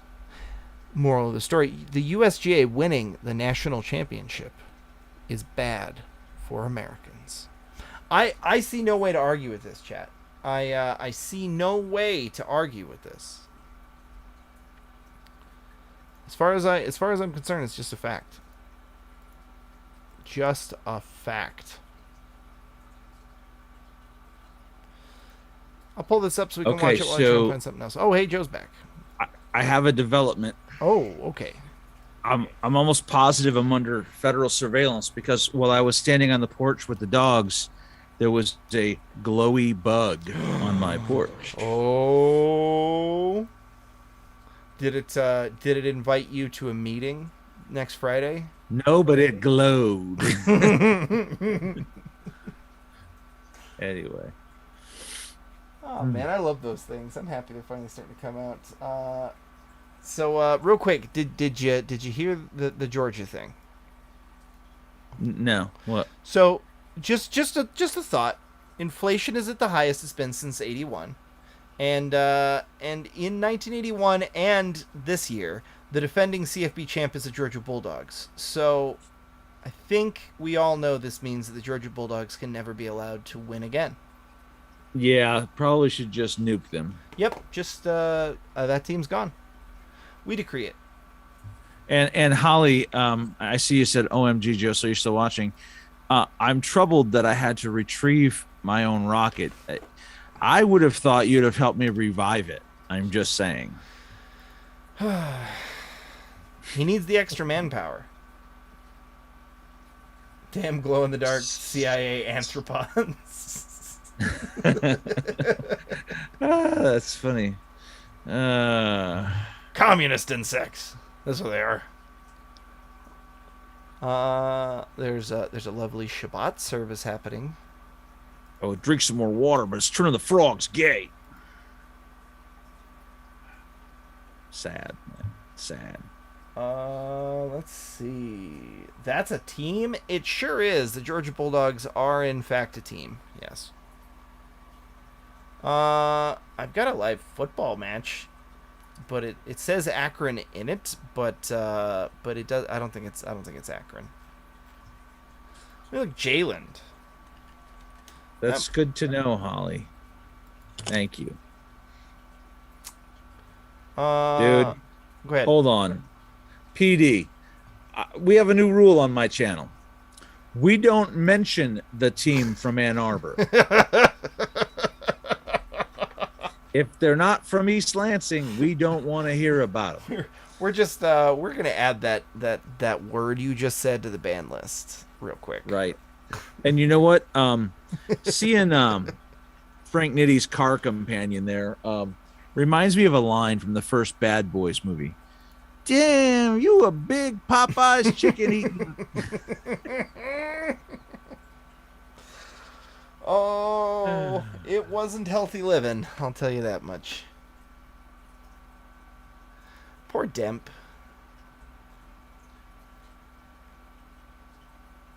You don't think Herschel Walker has a chance to win the election? No. And let me tell you why. Why would I stop cheating if I learned how to do it and get away with it? Well, or you know what? Let me go a step further than that. Forget do it and get away with it. But why would I stop cheating if I controlled all of the legal apparatuses to hold me accountable for doing so? Correct. Mads Lidstrom. Yes, that car is having serious problems with the shock absorbers on the left side. Have you noticed that it is leaning a little? It's leaning just a little. It's going to pass the Ducci on the left-hand side. It might.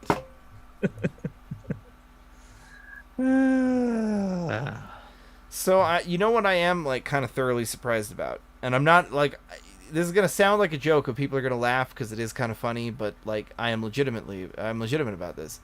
I'm mildly surprised Malcolm Nance isn't in Akron in the back of this car. Right.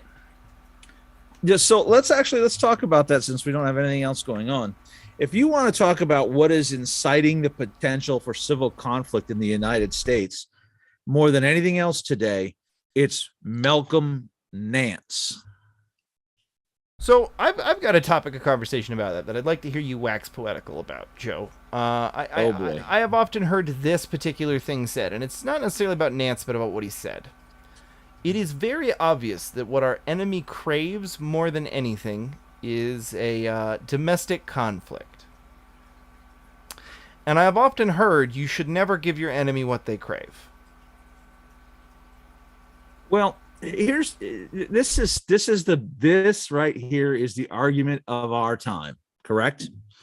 So everyone tells me, bro, don't fight back, because if we fight back, we give them what they want and they could take all of our rights away. Okay. I'll grant you that maybe that is part of their potential discussion. But if I don't fight back, guess what they're going to do? Well, they're going to take all of your rights away. Yeah, probably take all your rights away.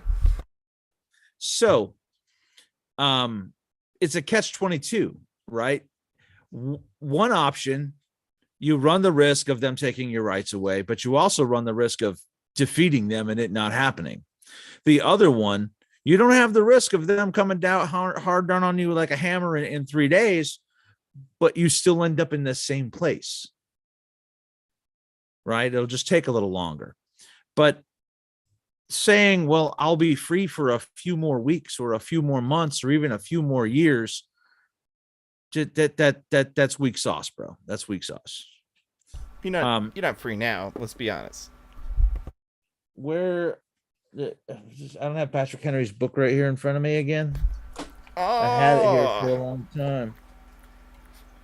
Shall we chase the elusive phantom of hope? Humans are disposed to believe hope. We want to hope that it will get better. But when do you stop hoping? And as Patrick Henry says, is it after that siren song has turned you into a beast and destroyed you? I mean, I'm serious. You know, and this is something. It's something that I brought up a while ago. You can have all the arms in the world, but should you lack the will and skill to use them, they are of no use to you. Correct. And that's the problem we find ourselves in. The left has determined that we don't have the will to use them. And everyone goes, yeah, but I would if. Yeah, well, the if's never coming. They're not coming on your block because guess what? They don't have to come to your front door. They don't have to come on your block to win. They're going to replace your cops first, and then they'll just. Or they're going to do just like I point out in all of my books. In Ukraine, they never came to their neighborhoods. They just overthrew the government. It's literally that simple. So hold on. Although I will say that I don't think so complicated flowchart that we should probably make someday. I do not think that the people on the street that are going to be doing the rioting here, they know that they are associated with the people in power, but they are not the people in power, and they're not even the same party. They're the same. They're the same temporary side. And so it's not like they feel triumphant, a little bit, but not as though they've won, because they view the left as, how do I put this? They view the Democrats as every bit the enemy we are. In fact, a very common slogan that they love to put on the wall is liberals get the bullet too. Yes, they do. Here it is. Here, let me read this to you guys. And this is my entire answer to Watcher's question of do you do something or do you not? Because that's what your question boils down to, right? Kind of, yeah. But I was more giving you the opening to do this, so go ahead. Mr. President, it is natural to man to indulge in the illusions of hope. We are apt to shut our eyes against a painful truth and listen to the song of that siren till she transforms us into beasts. Is this the part of wise men engaged in a great and arduous struggle for liberty? Are we disposed to be of the number of those who, having eyes, see not, and having ears, hear not, the things which so nearly concern their temporal salvation? For my part, whatever anguish of spirit it may cost, I am willing to know the whole truth, to know the worst, and to provide for it. So when we say, yeah, but maybe if I just go along, then it'll be fine and they'll back off. Or maybe if I just give them a little bit, it'll be okay. So let me tell you how that works. They said they wanted gay rights, and all that they wanted was gay marriage and wanted to be treated like everyone else. So we gave them gay marriage. How did that work out? Did they stop? Giving them something, giving them a little concession, giving them a little freedom from us. Did they stop at gay rights? Did they stop at gay marriage? Well, I want to clarify. Everybody that I knew that was worried about it, because I, at the time, was also on that side. I had gay friends. And so I was like, I can't understand this. I was on that side of the argument at the time. I have gay friends. They want to be married. What's the problem, right? And it was always, the question was always, okay, how long until they're forcing us to perform their marriages, even though it's against our religion? And I was like, well, that is a silly argument. No one's ever going to try and make you do that, blah, blah, blah. Guess what? That's literally on the docket right now. They're literally talking about pulling. Yeah, go ahead. They took that little piece that was gay marriage and equal rights for gay people, which they already had, by the way. It really didn't matter, right? And now we're all the way over here on the next block at converting children to be gay intentionally. They never stop at one little thing. So when people say, just give them bump stocks, they're not going to be happy with bump stocks. They'll be like, okay, we got the bump stocks, but we might as well get the silencers too. And I'm also going to want the pistol grip. And I'm also going to want any sight that protrudes more than 1/8 of an inch above the barrel, and I'm going to want to take anything with a detachable magazine. Then I'm going to want to take anything semi-automatic and anything with a bolt. And then you're left with a muzzle loading shotgun. Well, and to be very honest, like that's if you look at the gun control proposal that was launched today, and in fact, why don't we do this? I've got a guy that I really like to watch as far as legal stuff goes. He does good YouTube content. We can watch him real quick because I guarantee he will have done a breakdown of the gun legislation that was just proposed today. That's unbelievably heinous. So this is Langley Outdoors Academy. Do you watch him much? Are you aware of him? No. Okay, so let's see what he posted today. All right, Guys, if it looks like I'm rocking back and forth, I'm not. There is a dog, 75 or 80 pound shepherd hurling her body into me because I'm not paying attention to her. Well, here you've got. You can go ahead and shut up the cam if you want and pay attention to her for about 6 minutes while we watch this. So, this is Langley Outdoors Academy. I'm actually going to post the link here first, guys. I would very much appreciate it if you have the ability to go run over there, slap this video with a like. He puts out good 2A content that is specifically focused towards legislative efforts and who the good politicians are and what the bad politicians' records are and that kind of stuff. Very, very useful. Let's just watch part of this. Sisters, I am Braden. This is Langley Outdoors Academy, and thank you for stopping by. All right, guys, the content that we're going to talk about tonight, unfortunately, I had to send you off into the weekend on the wall, on the watch, on the guard for our freedoms, because Pelosi's outed again, and those House Democrats, you know how they like to do. But there's something going down. There's been the AWB pushed out of nowhere back into the House floor. Now, the announcement is it'll be voted on next week, and make sure that you guys are subscribed. So this is a full assault weapons ban that they have backed into the floor. They've got all the proposals in it, and that started tonight, out of nowhere, out of the blue, and they're going to vote on it next week. That notification bell is on so we can keep you apprised of this situation. However, there's something deeper going on here, and per usual, everything's going to be linked in the description box below, and please watch this whole video all the way to the end. I'm going to make it as concise as I can, but this is what I believe is going on, because there's a lot of things that don't make sense on the surface, so we're going to dive a little bit deeper. Like I said, everything will be linked in the description box below. I look forward to hearing if you guys agree or disagree with me in the comments. I'm going to say a quick word from our sponsor who made the videos this week possible, and then we're going to hit it. I cannot wait. All right, let's get through the sponsor here real quick. It's probably Acre Gold. No, it's SDI. That's another good one. The Sonoran Desert Institute, guys. Let me give my own. I have a buddy that I was a marksmanship instructor with who went to SDI, graduated, and does professional gunsmithing. It is it's not exactly a super in-demand trade, but if you can get a good community that's a good gun community, you can make a very decent living doing that. And it's incredibly useful. And your preparedness group will need one. Yes. I'm just saying. Armors are in high demand, and there are several. I would say that, like, if you're looking at armory skill as a thing, there are many tiers to how deep you can go into various different categories of it too. So, always more to learn. Hello, and thank you to SDI for making the videos this entire week possible. But now let's dive into the big news. About 8:30, 7:50 this morning, we started getting these types of things come through. You got things from Reuters, U.S. House panel to consider assault weapons ban next week.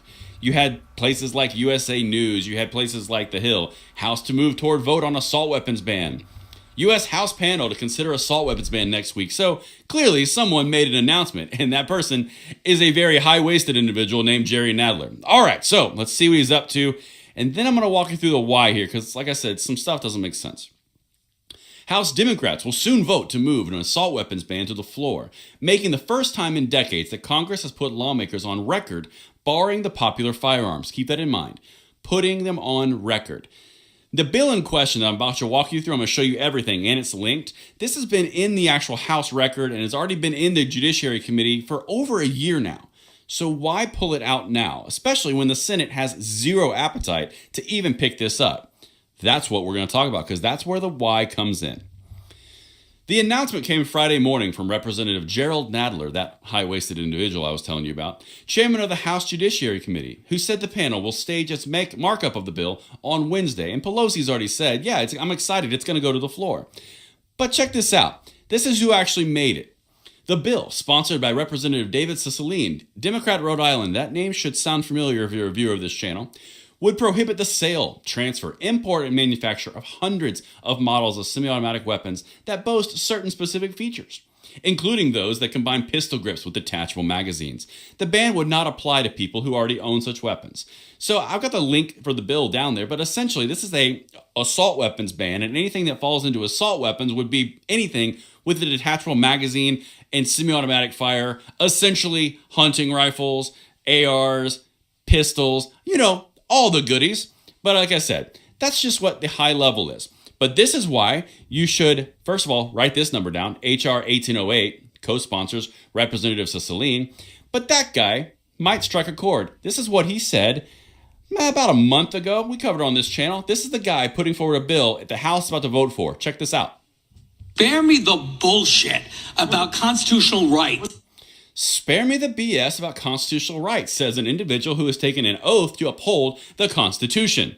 And then he puts forward this bill, and it has 211 co-sponsors, all of which are Democrats. That's so weird. Oh, sorry, we can't hear that again. Check this out. This is where we start to getting into the why. This is the political aspect of this. It's unclear when or if the bill would come to the floor after it passes through the Judiciary Committee as expected. The ban is wildly popular among House Democrats. Cicilline's bill has 211 Democratic co-sponsors, but several moderates facing tough re-election contests are not on board. Well, that's weird. Since Biden's underwater in his polling and the national generic poll across the board is about 8+ points in the positive for Republicans, why would they put something out that is not popular in swing states? It's almost like this is politically based because they know it's not going to go anywhere in the Senate. Check this out.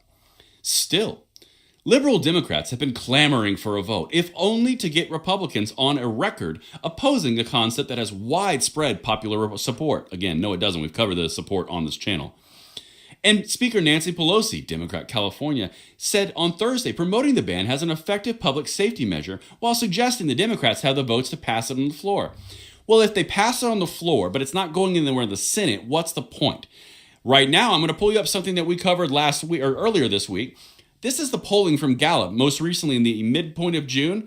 It says that the second most important feature that voters are focusing on is gun policy, right behind the economy. First of all, I don't think that's correct, but let's just say that it is. Does it make sense now that the Democrats would put out a bill that's going to be DOA upon arrival to the Senate, has no chance of getting past the filibuster, only to make all this pomp and circumstance in order to, I don't know, maybe garner some votes and make it... Breaking news, man 19 seriously injured in downtown Minneapolis shooting. I am trying to track it down and figure out if it was involved with the cops. So I'm going to track that down while you give your comments on what just got said. Well, this is the thing. They know that it's not going anywhere, but they want to be able to claim, hey, we passed this. Those mean Republicans didn't. And what I would tell you is going to happen is there'll be another shooting after they pass this. I mean, I don't want to say that there's a certain element of planning involved, but they sure happen at convenient times, right?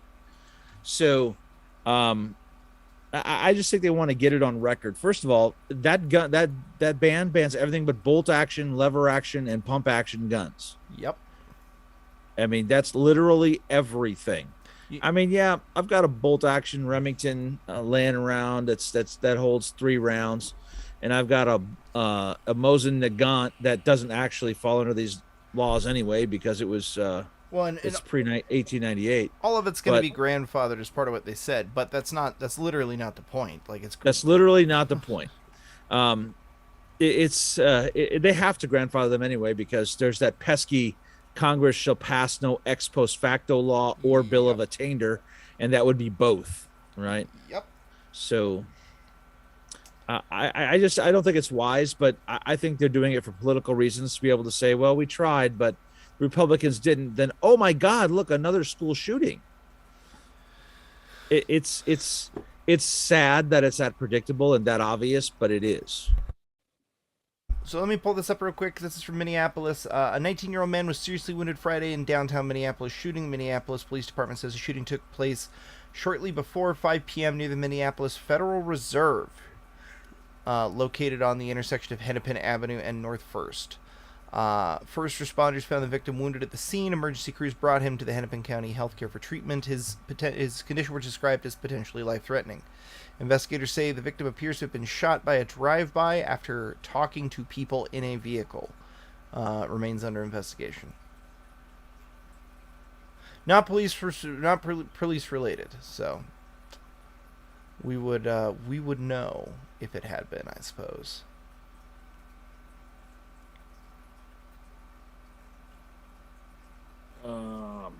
Man. So I guess tonight's a bust. I really cannot believe that release and the inflammatory language used all day by the media didn't get something happening. Well, I mean, I'd be very curious. I wish we had. I sure wish we had a fly on the wall on the inside of some of these meetings where they don't have the cameras on. To see what is going through their heads on the ground, because they haven't. In all reality, it should concern everyone even more that they're not putting out videos right now, or anything. Let me look up DSA Akron and see if they're putting anything out real quick. I mean, they're literally radio silent right now for the last 10 hours too, and that was roughly when the autopsy was released. So 7 hours ago, I've got DSA Akron tweeting, this past Monday was the first city council meeting since the murder of Jalen Walker by APD, and we showed up to make our voices heard. We wanted the city to hear our demands and know our pain. What did we say? Hear it for yourselves. That's the last thing they said, and it's just a transcript of some of the things people were saying.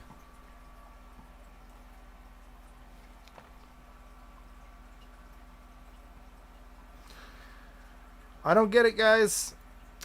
Maybe people just aren't falling for the grift and they just don't have the numbers. That's the only thing I can figure, because when this was the last big event they did, was the city hall thing, and they had less than 100 people there. It was the smallest event they've had thus far. It was pretty sad.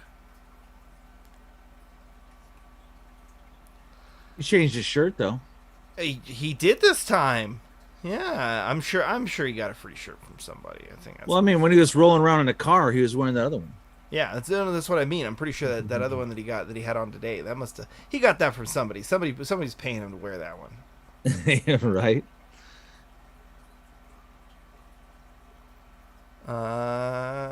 It's interesting seeing the mask use go up at these things. It sure is. We could pull up video on that if you want, but oh man.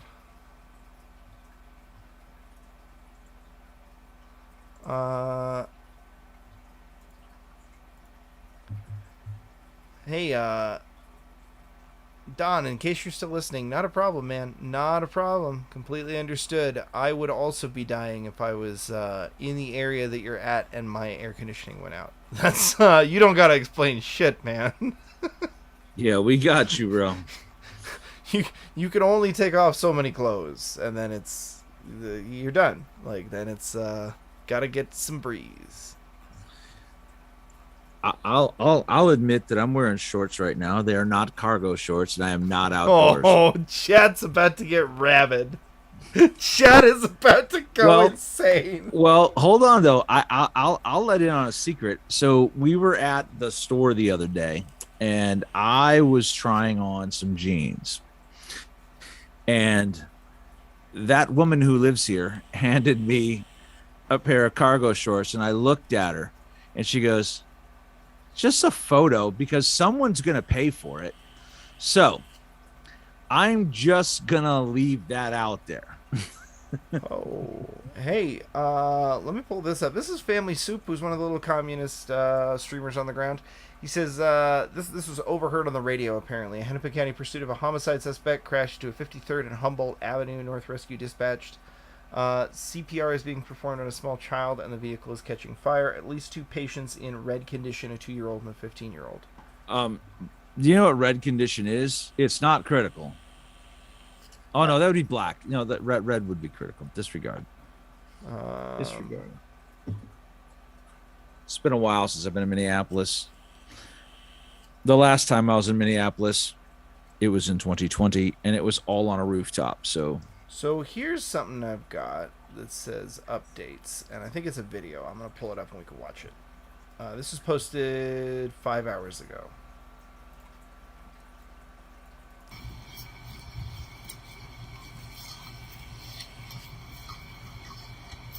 This is John Tell Tolan II, another one of these on the ground. Not quite as look. In fact, I think you can almost. Am I wrong, Chad? I think you can almost determine their rank within the organization by how much shit they have around their neck, right? So like this is what exactly is he wearing? They've got various different things they do, man. At least this one's not wearing the giant black plastic beads. Those ones. I was looking for a Star of David, actually. Yeah, nothing. It's all. This is all New Age crystals and stuff, I think. And this is a puka shell in like a wire cage.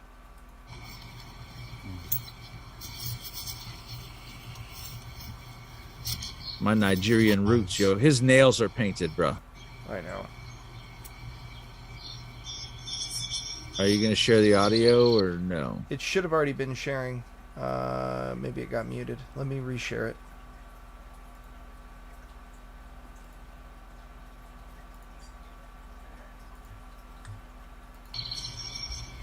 With my main page getting restricted, it did thwart me a little bit. I've also been having some connection issues with my secondary phone, so there's that. Some probably something. But I wanted to touch base real quick with some of the things. Some of the information I've been getting. Oh, Karen says Joe is dead to her. Karen, so cold. About what? I think that was your short story. They're not cargo shorts.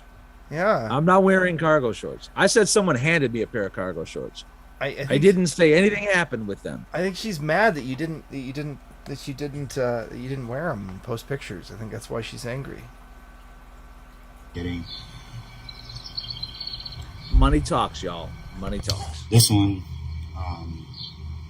if y'all haven't heard yet the autopsy report, there was a press conference about it, I believe. But from what I had posted for me, 15. Again, connection issues. Let's see.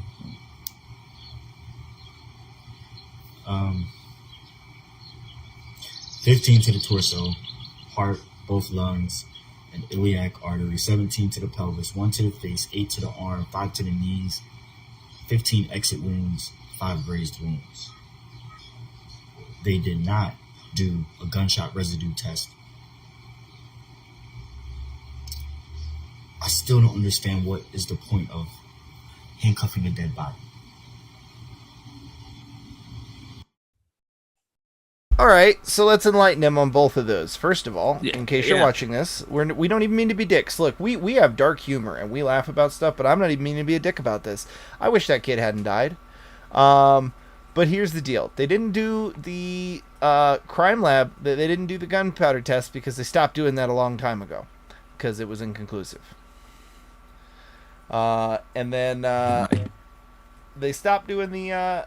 or they have to handcuff people who are down because a patrol officer is not a doctor, is not a trained medical technician, cannot properly tell if that person is dead, faking dead, playing possum, doing a wide number of things, right?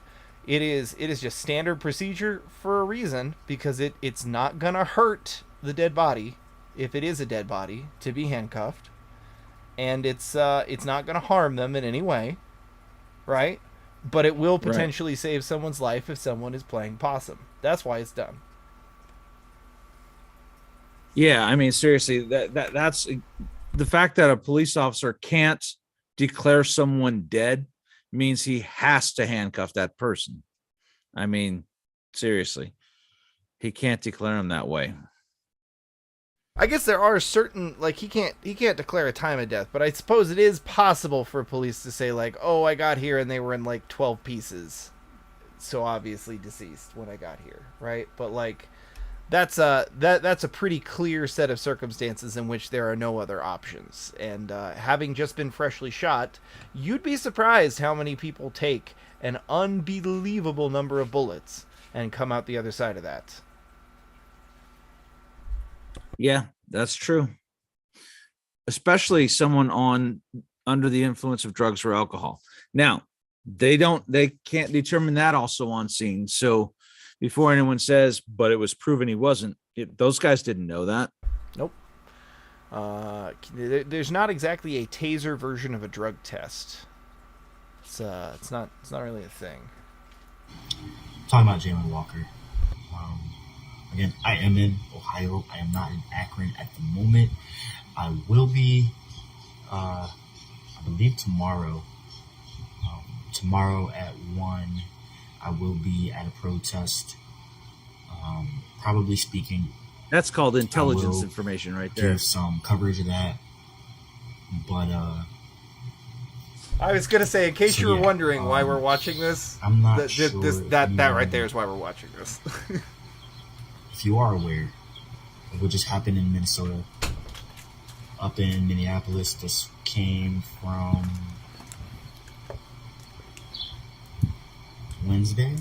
Thursday.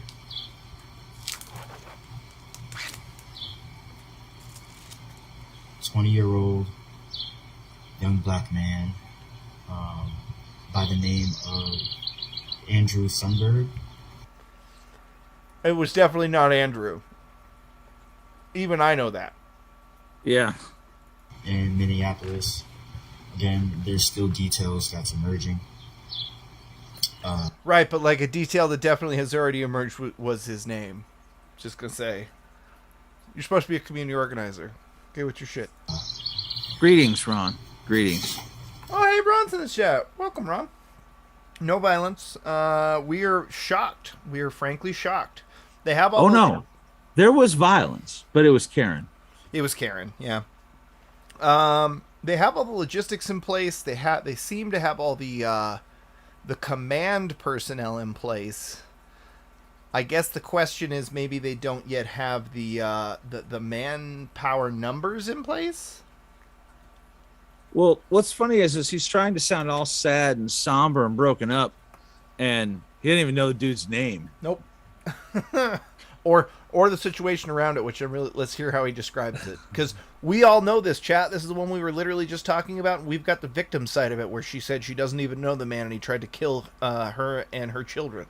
So let me move this camera up. So. There we go. Authorities have yet to release any body camera footage that may have captured the incident. Newly unsealed search warrants say that the 2 Minneapolis police snipers killed the 20-year-old. I called that, didn't I? You sure as hell did, but 2 of them? They both took a shot at the same time? Well, one, yeah, you always have 2 snipers fire at the same time through glass. Okay. One breaks the glass, right. One hits the bad guy. Right. Okay. Makes sense. I forgot that this wasn't an open window, so there was deflection to think about. There's links from Twitter. This comes from Nina Moini on Twitter. I will post a link to this live when I'm done, so you can read it there for yourself. But they issued there was a request for a warrant. Well, let's be clear, too. The snipers didn't just peg him. There was a 6-hour standoff after he was shooting at people, both officers and this woman and her children. There was a 6-hour standoff during which they got his parents to the scene. They got a psychiatrist to the scene. They had a whole bunch of people there trying to talk this down for 6 hours. They shut down an entire road. They evacuated the whole apartment building. And let's not forget, we shared the story tonight of the victim that he was trying to kill. Yep.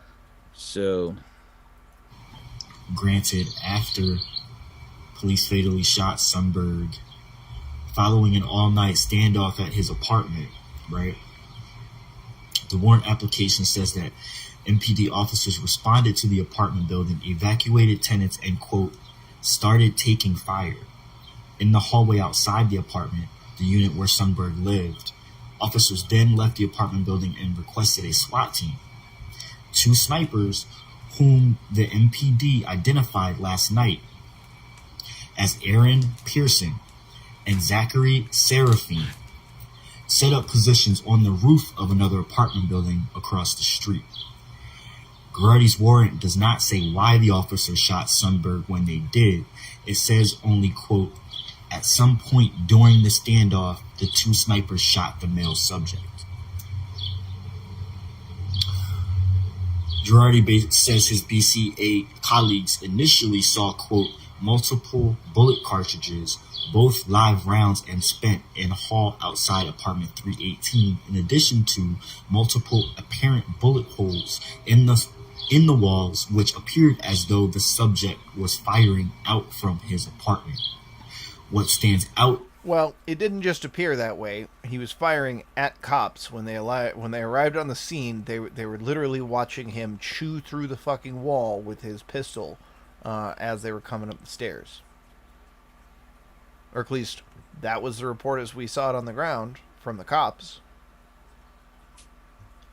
Oh, Sniper's here. Yeah, Sniper wanted to come for Riot Watch. We just had Dungo, so let me... Not that Don, Sniper. Different Don. Don Schiff. I like how this cat is wearing the JBL headphones like that's a flex. You noticed too, huh? Yo, let me put on my $23 headphones. Yeah, with the bass boost. Let me grab... Oh, where's Zoom again? In the search warrant. Zoom. Yeah, here's Sniper. I'm going to toss you an invite.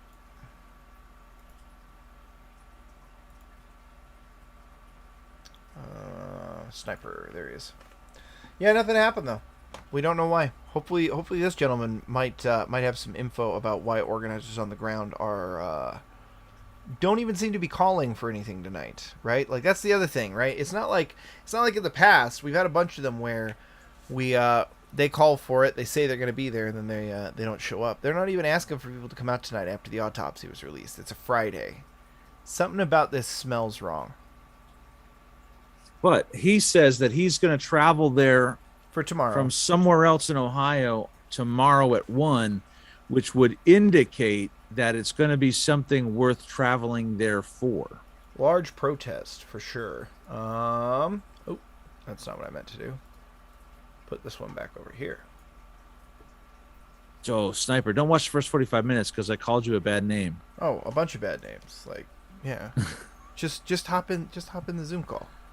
I'm in the Zoom call. Oh, okay. I watched it says Sniper right there. Oh, I can't see it because it doesn't say it on my screen. I watched about the first 45 minutes or so. Oh, okay. So, nothing happened? No, nothing's on fire? We're just as shocked as you, man. We did decide, though, that there has been some sort of a business catastrophe in AK Ron because it appears as though Jacob Blake's uncle destroyed the Golden Corral today. And had to be given a new shirt on his way out. Here, let me... He was literally driving around with the camera on his stomach. Brother, watch this. He's going to pass it over to him. Here we go. Black men around that would do something like that. What's up, Nitty? Nitty, you should drive a little faster until that falls off. It would be like... should not have taken him to Popeyes today.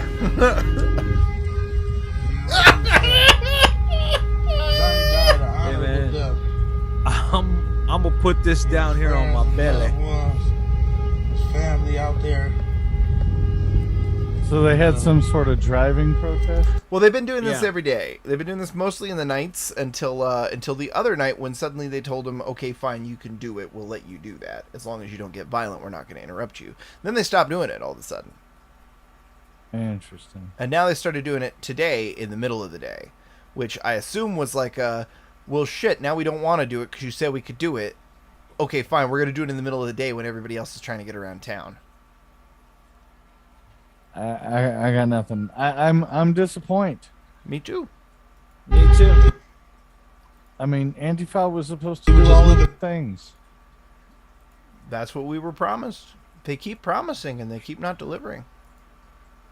But the guy that we were just watching, Sniper, did mention that he's traveling from somewhere else in Ohio to AK Ron tomorrow at 1 for something big. So,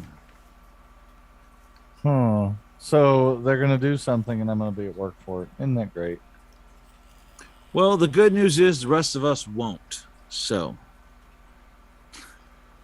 Well, yeah, no. I mean, hell, if nothing went down, then I guess you didn't even have to let me in. You could have just said, yeah, nothing happened.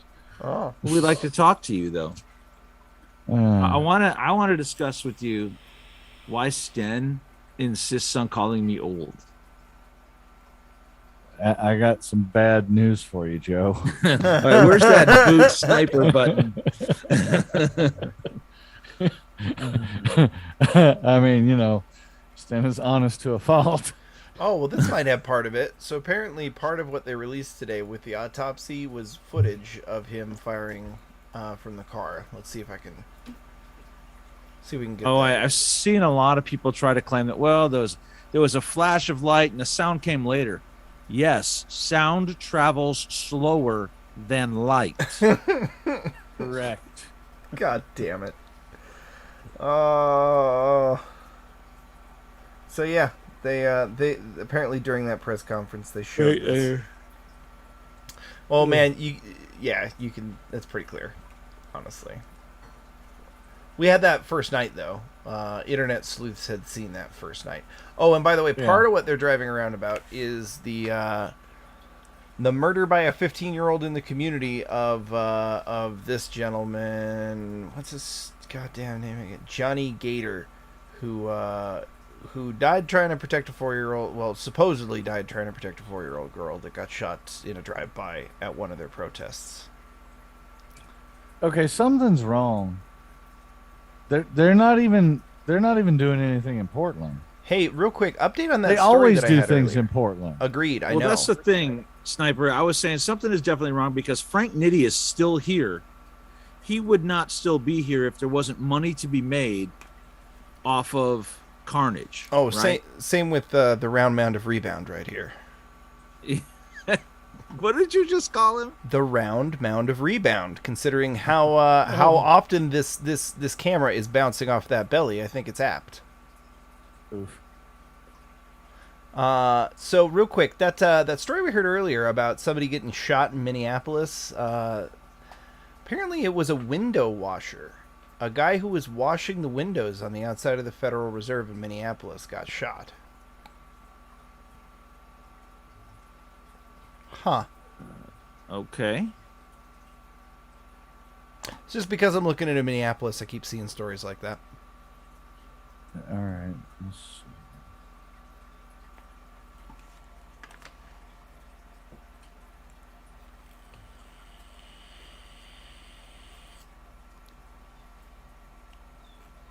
And I mean, it is absolutely dead quiet.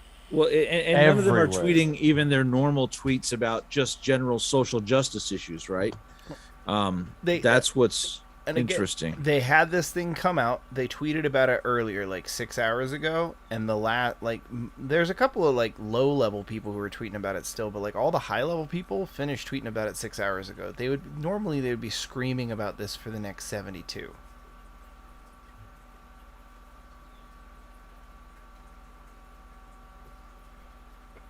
So apparently what's the name of the guy who did the big showdown in Minneapolis? Let me pull up his name. I've got his victim's name pulled up here again. I'm trying to find her. She's got a Telke Sandberg or Sundberg? Sundberg. Telke yeah. Sundberg. So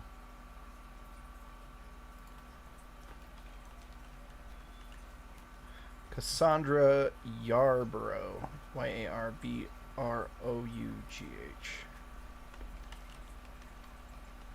Apparently, she lost her job because they were she sure protesting did. out in front of her apartment. Yep.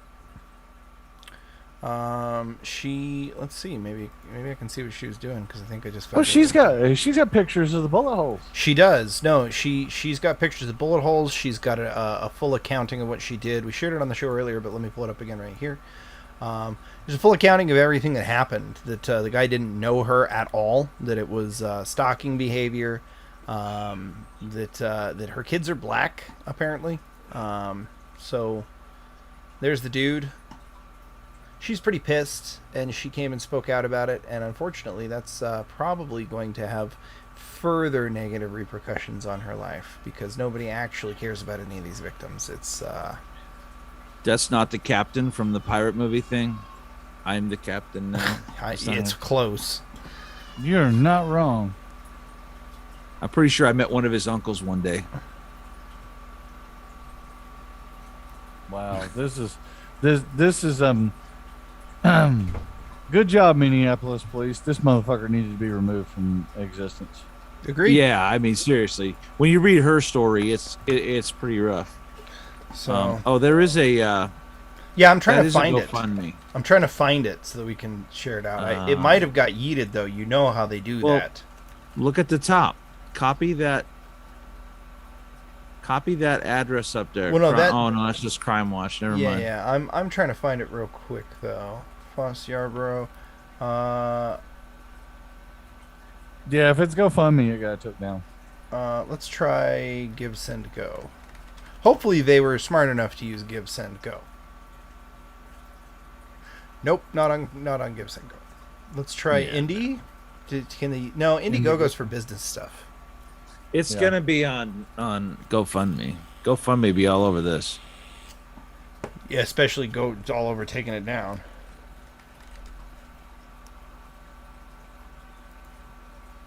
Let's just look up Yarborough and see what we get for that. Derna, look at me. I am the boyfriend now. Nice. Oh, and Sniper, since Holly is shouting out to you over there, I wanted to let you know she got to see the rocket today, and it did go off prematurely. I saw the rocket. Oh, well, good. I'm glad you got to see it too. Yeah, I think it got yeeted. Are you ready? Are you ready? Well, it's already done. That's how life usually works for me. I was there for that. And I said, "What's the problem? I'm done." Are they having severe weather in Minneapolis? No. That must be an old tweet then. Why? What you got? A wall cloud. Some French person. Oh yeah, that a wall cloud. He posted that a couple days ago. Okay. I think he was probably here like a while ago and was going through his film roll and found it. Okay. Because it's been fairly nice and it rained a little bit, but it was like very calm, nice rain. I'm just trying to figure out why the fuck they're not doing anything. Let's look up Cassandra Yarbrough and see if that, because that's what she's got under her profile. Do you have any theories, Watcher? Well, yeah, I mean, GoFundMe yeets these people all the time because it's bad for the narrative. GoFundMe is deeply, deeply leftist-held territory. I think he meant, do you have any theories as to what they're doing? They're not doing. Yeah, if they're not doing anything nationwide, my bet would be that there are organizational meetings going on to try and take shit bigger. Like, and I'm talking about like the type of stuff where they're probably in various Telegram and or Snapchat groups and whatnot, sharing around. Look, they did this a couple years ago. Like when they tried to take stuff nationwide, it wasn't like he died and then suddenly immediately there were riots, right? Like there was a good 36-hour gap, and in that gap, all of those Antifa and stuff accounts, they tweeted, and then they had a period where they all went black for a while. I got another one here. Stand by. When did this happen? The Dollar Yeah, General. the one I really just don't understand is, like I said, even Portland is not, and Portland, it's a day that ends in Y. Portland riots.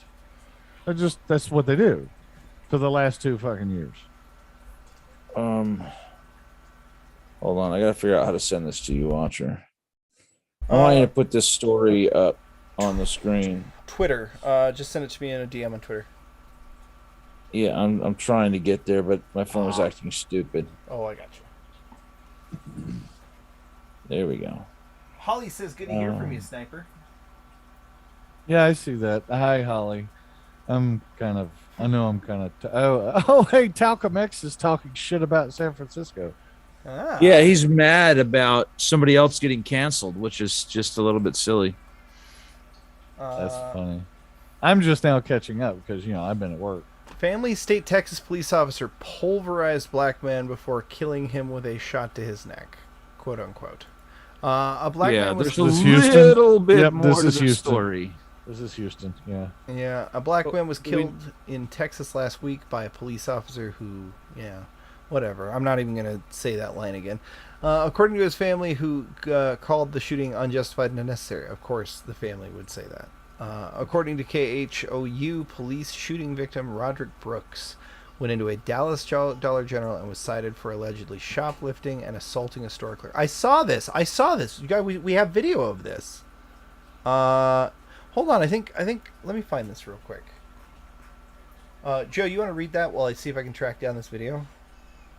Well, only if you make it bigger. I'm old. Oh yeah, hold on. Sorry, I'm sorry about that. In the words of Sniper, embiggen. There you go. Good. Actually, that's the words of Yiz. I stole that from Yiz. Oh, well, whatever. I'm sure I said it at least once. All right. He went to a Dollar General store, was cited for shoplifting and assaulting a store clerk. He then ran into a police officer. Probably because the police were called, but whatever. Who would later tase him before fatally shooting him. Asterisk. That's a little bit of a misrepresentation. Brooks's family has asked for an investigation into the incident. The Harris County Sheriff's Office stated that the deputy, Sergeant Harden, took Brooks into custody, and after he supposedly grabbed Harden's taser, the deputy shot Brooks in the neck with his pistol. Although they admitted that Brooks shoplifted something, the family disputes the account given by the Harris County Sheriff's Office. Okay, so at this point, the arrest is now justified, and therefore the use of force to effect said arrest is justified. Although he was in fact shoplifting shampoo, soap, and left the store. Let me tell you something as a career corporate investigator in the retail world. Shoplifting soap is not like shampoo is not taking one thing of shampoo. No. When they say shoplifting shampoo, they mean taking a garbage bag or large bag full of shampoo for resale on the street. Yeah, I was going to say, are you, in case anybody's unaware, gray markets are a thing, and it's how a lot of inner city people sold for 50 cents on the dollar on the street.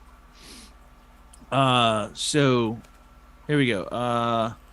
As Harden caught up with Brooks, he allegedly used his taser on Brooks, which knocked him to the ground. And then when Roderick Brooks was face down with his hands behind his back, believing he was going to be tased again, and defending an onslaught of punches, the officer took his weapon, and we know the end of the story. He shot him in his neck and instantly killed him. You skipped a couple of steps there. Sure did. This is a human being who did not deserve to be murdered like an animal on the street. Brooks' sister added, for the city and state to allow this type of racism, again, he was shoplifting. He did resist. There's no race has nothing to do with that. I've never seen anything like this. My brother was treated worse than an animal. Shoplifting does not warrant killing a man. There's that excusing criminal behavior again, right? They want shoplifting to not be a crime. What that leads to is you not being able to buy anything because stores will close. The police sergeant has been placed on administrative leave. Evangelista also said eyewitnesses told her that after catching up with Brooks and tasing him, Harden positioned himself on his back, then pulverized him with punches. I believe that Brooks had the taser in his hand when the officer shot him, just like the Grand Rapids case. Cool. Okay, so the biker thing that you guys were talking about in Salem was supposed to be tonight because No, everything tomorrow I night. see is supposed to be tomorrow. Tomorrow is what we said. Okay, Yeah. I've got the actual banner for it. Well, I've got Antifa's response banner. Oh yeah, for it. yeah. Toss that to me. Let's throw that up. It's in your DMs. Oh. Fascist. But anyway, this Free story 503. neglects the fact that he took the taser from the officer. But anyway, They always do. They always do. Gee, isn't that a similar situation to what we saw in our first shooting breakdown?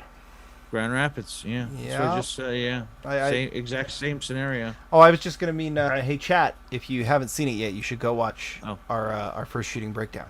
Yeah, go do what he said. So yeah. you can wind up on a watch list. Oh, Hey! It's a joke. if you're not already on a watch list, then I have very serious questions about whether we can be friends or not. Yeah, if you're not already on a Not watch wrong. list, I have to ask you why you won't up your game. This is all ridiculous. So Ed Gonzalez is, look, we don't need to go any further into this. I don't think. I mean, am I wrong? This is it's just. Yeah, I'm just saying this is another potential for. I agree. And I want everybody to remember, when they've got it in this mode, anything that happens with the cops, anything at all, could be an inciting event. Well, and this is the thing. Every time you read one of these stories, if you take the emotion out that it's their family, and you just say, okay, so what we have here is a shoplifter. In order for an officer to have to catch up with that shoplifter, the shoplifter has to be running. Right? We agreed? So he ran, the officer caught up with him, and they get in a struggle. I guarantee you that your odds of being shot by a police officer drop to 0 if you don't run and fight when you know you are shoplifting. Or get in a running gun battle with police. Not that that's this situation, but And let me tell you what the truth is. If you got caught shoplifting, even a large amount of shampoo from Dollar General, you're probably going to get a ticket and get let go on scene. How's that working out now that you're dead? Sad. It really is sad. Okay, let's see. So we've got Fascist Free 503 Call to Action, the Honky Tonk Bar, which I've seen this place. I mean, it's not a great place, but it's a decent place. I'm going down to the honky tonk. Which one? White? The honky tonk. I mean, it's Oregon. It's probably the only actual honky tonk bar. So you know what's funny is that I've seen their flyer about it. I have not yet seen the flyer of the actual event, like the political event. I went to the bar and they don't have it on their Facebook. Yeah, I'm trying to look through and find the other side of this. Take Action Tour is what they're saying. So let's look up the Take Action Tour.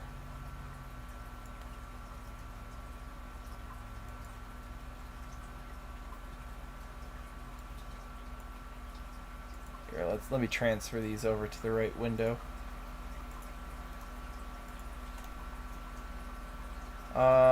Take Action Tour 2022. There we go. I got it. Charity tour organized by Hopeless Records and Sub City to raise awareness about teen suicide? Nope, I got it. Stand by. Okay. Check. I actually have two. I actually have two here. They're quote tweeting one of the other Antifa banners to it, and then they have their banner, which is weird. Huh. They're a border group. So Christy Hutcherson, Salem, Oregon, Saturday, July 16th, 1 to 3 p.m. Mark Finicum. I wouldn't be surprised if it was related to Lavoie. And it's the right address. It's not. It's spelled differently. Is it? Okay. Fincham. That's what that is. Fincham. Tom Homan. Oh, that's the former ICE director. Sure is. Let's see. So it looks like it's a long-running event. So it's from the 13th to... She's going to be there from the 13th to the 20th, and then these guys are going to be there from the 15th to the 16th. So tonight No, and look, tomorrow. they're doing a tour where they do several different cities. Look at the bottom. So go back over to page 1. Here it is. We got Bend No, on... go back over to page 1. What shows they had other cities. Well, yeah, but... Redmond, Salem, Clackamas. Go back over. Then they're going to Bend. And then Salem So again. there's 4 cities. There's 4 cities listed. So wait, did they not protest the Salem one tonight? Wait. No. That's the same event. Tomorrow. That's the same event. Is the event. Why would they Yeah, show the go- same event twice? That's weird. I Just yeah, filling I up the noticed bottom they- of the flyer. I think they've got only got 4 cities actually confirmed. Gotcha. It sounds like this is kind of on the fly, but you know, because that's how that works. The right wing can't do anything right, you know, when it comes to Well, crap like this. yeah, but also when they try, they invite organizers. How do I once heard a man say, "How can my enemy know my plans if I don't?" There's that. That's the Joe Bidenism. So tonight they were in Redmond, Oregon. So let me go. Let me do searches for Redmond. Yeah, Redmond can get weird.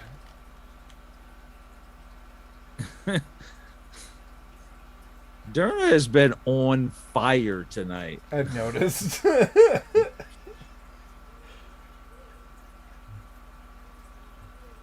We should also probably look up Georgia, because that's another one. They just had one of their commies killed out in their forest operation. Oh yeah, they're still doing that, aren't they? Yeah, still chaining themselves to construction equipment for no Jesus reason. Fucking Christ. They've been doing that shit since the 80s, though. Well, but this particular one has been going for 2 years now, or almost 3.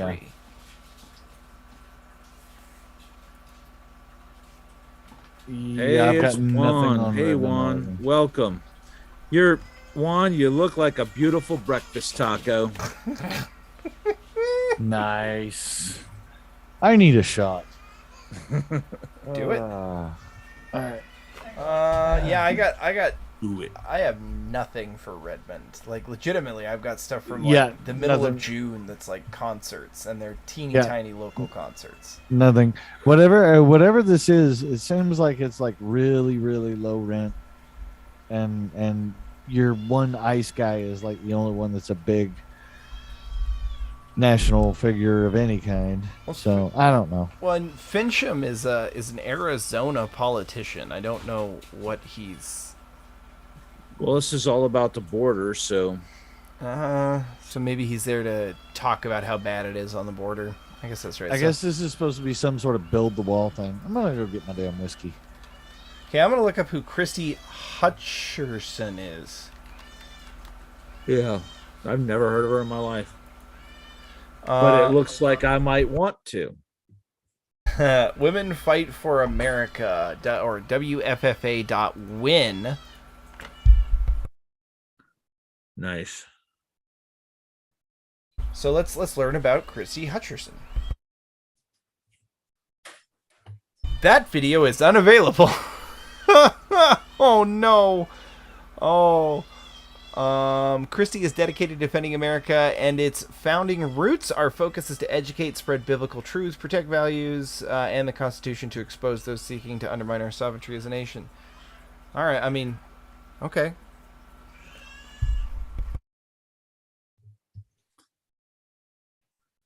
Yeah, it's the girl in that picture on the top. Doesn't look anything like the girl in the photo.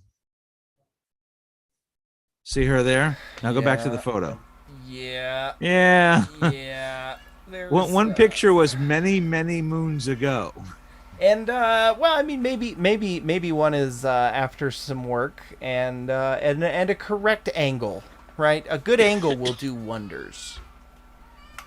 Not like holding a camera on your belly while you're driving down the road.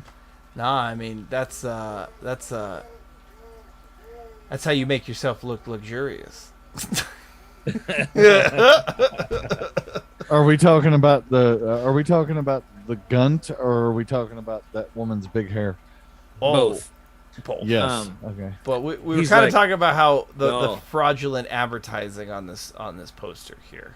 Is what we're Yeah, really because kind of she talking doesn't look about like here. that. So this right here is her Tinder profile. The other one is when you show up for the date. Yes. I was literally about to say that. Yeah. Well, I don't know why. I'm not gonna be. I'm gonna be super honest here. I think Antifa drew more attention to this event by protesting it. Well, it's going to be interesting to see. I mean, it didn't work very Now well. click the next. There you go. Yeah, the strike through. Oh. Ooh, stand up. Let me just tell you about the Iron Front logo that they use. So, those three arrows pointing down are the Iron Front logo. Watch or Google Iron Front and pull it up. Yeah, you guys need to see this. Because it's the ultimate moronic thing. Yeah. So they use the logo of the Iron Front. Who does the Iron Front hate and attack? Monarchies, Nazis, and communism. Huh. Oh. Well, that's interesting. Although this is part of the Hegelian thing again. It's part of it's part of why they adopted anti-fascists in the first place. Not only is it confusing, but it also leaves the actual people who are trying to fight against them nowhere to actually accurately name themselves, right? Like you have to start using euphemisms like John Birch. Well, and here's the thing. So they use this, but then when you look at the logo for the base, go ahead and Google the base, which is what everyone claims is some sort of a shadowy white supremacist Nazi conspiracy group. However, the only person ever been caught associated with the base is a Canadian intelligence officer. So look at that symbol. Does that symbol look like the three arrows? Huh. Sure does. Yeah. Oh, and look at the countries it's allegedly in. The U.S., Canada, Australia, and South Africa. Oh, and Europe. Probably Ukraine. I mean, the whole thing is ridiculous, right? It's completely a fed op. The base doesn't exist by anyone real. And ironically, they use the same symbol as the Iron Front pretty much. It's just the whole thing is just crazy. But my point is that Antifa uses a symbol without knowing its history. And it's so silly. Well, I mean, I guess they know its history. They're selectively interpreting it, except they call for Marxism, and it was specifically anti-Marxist as well. So this Clifford guy that I sent you the first tweet I sent you about the banner, the first one. If you go into his account, watch this guy. He's straight up Antifa. Oh, he is straight up. Yeah, he is. Roll down. You mean go in his tweets and replies and roll down a little bit. You mean this guy is Antifa? This guy? What? No, I'm just saying. No. I'm just saying. People watch him. He's straight up Antifa. So roll down. Go in his tweets and replies and roll down I don't know, a half a dozen of them.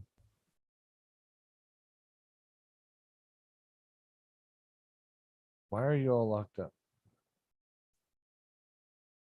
So that's the jury selection. Oh, you're not on tweets or replies, but that's the jury selection for the for a Patriot Prayer guy. Joey Gibson. Yeah, I haven't seen this actually. Let's watch this. Juror who answered the questionnaire by saying that Patriot Prayer was a hate group, again invoking this general indoctrination against hate groups, and said it was not good for Portland because all the incidents that he was familiar with for promoting violence. Whose baby's crying? That's the littlest watchlet. She is tired. The narrative that Antifa was nothing but an idea to be against fascists, whereas Patriot Prayer was an organized group.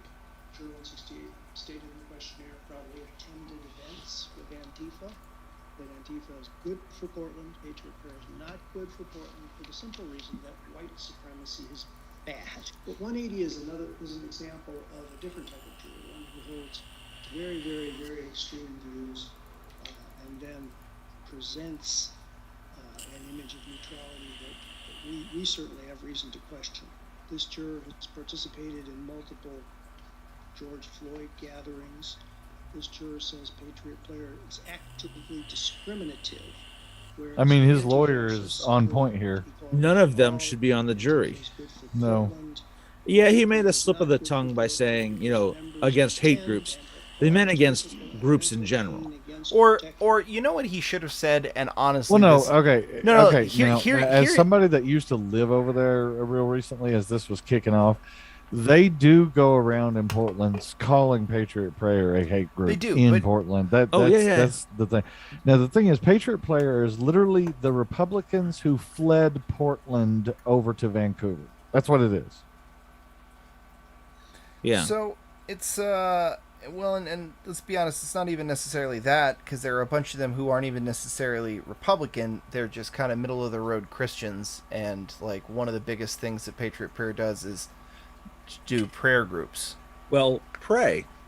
But I mean, they're based out of, they're not based out of Portland. They're based out of Vancouver. It's all the Republicans that have been fleeing Portland for a decade.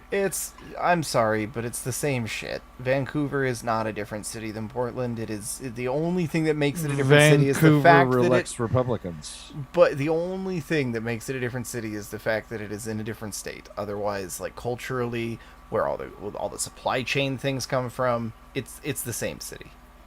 Vancouver elects Republicans. Sometimes. Sometimes. And the reason for that is because that's where all the Portland Republicans fled. So it's a purple city. It's still a bunch of wackos, but yeah. Completely agreed. If you thought this was going to be a fair trial in this city, no, they need to be screaming for change of venue. If you roll down a little bit more, he's got a tweet where he's taken. But hold on, I'll pull it over to where I can. Go into his tweets or replies, basically. And you roll down. Let's see here. 1, 2, 3, 4, 5. It's like 6 to me. Keep going. Keep going. Hold on. Okay, never mind. I thought for a second there he might have been making a statement about that one. Portland that one right there. Pedo thing. So he's been doing some work here.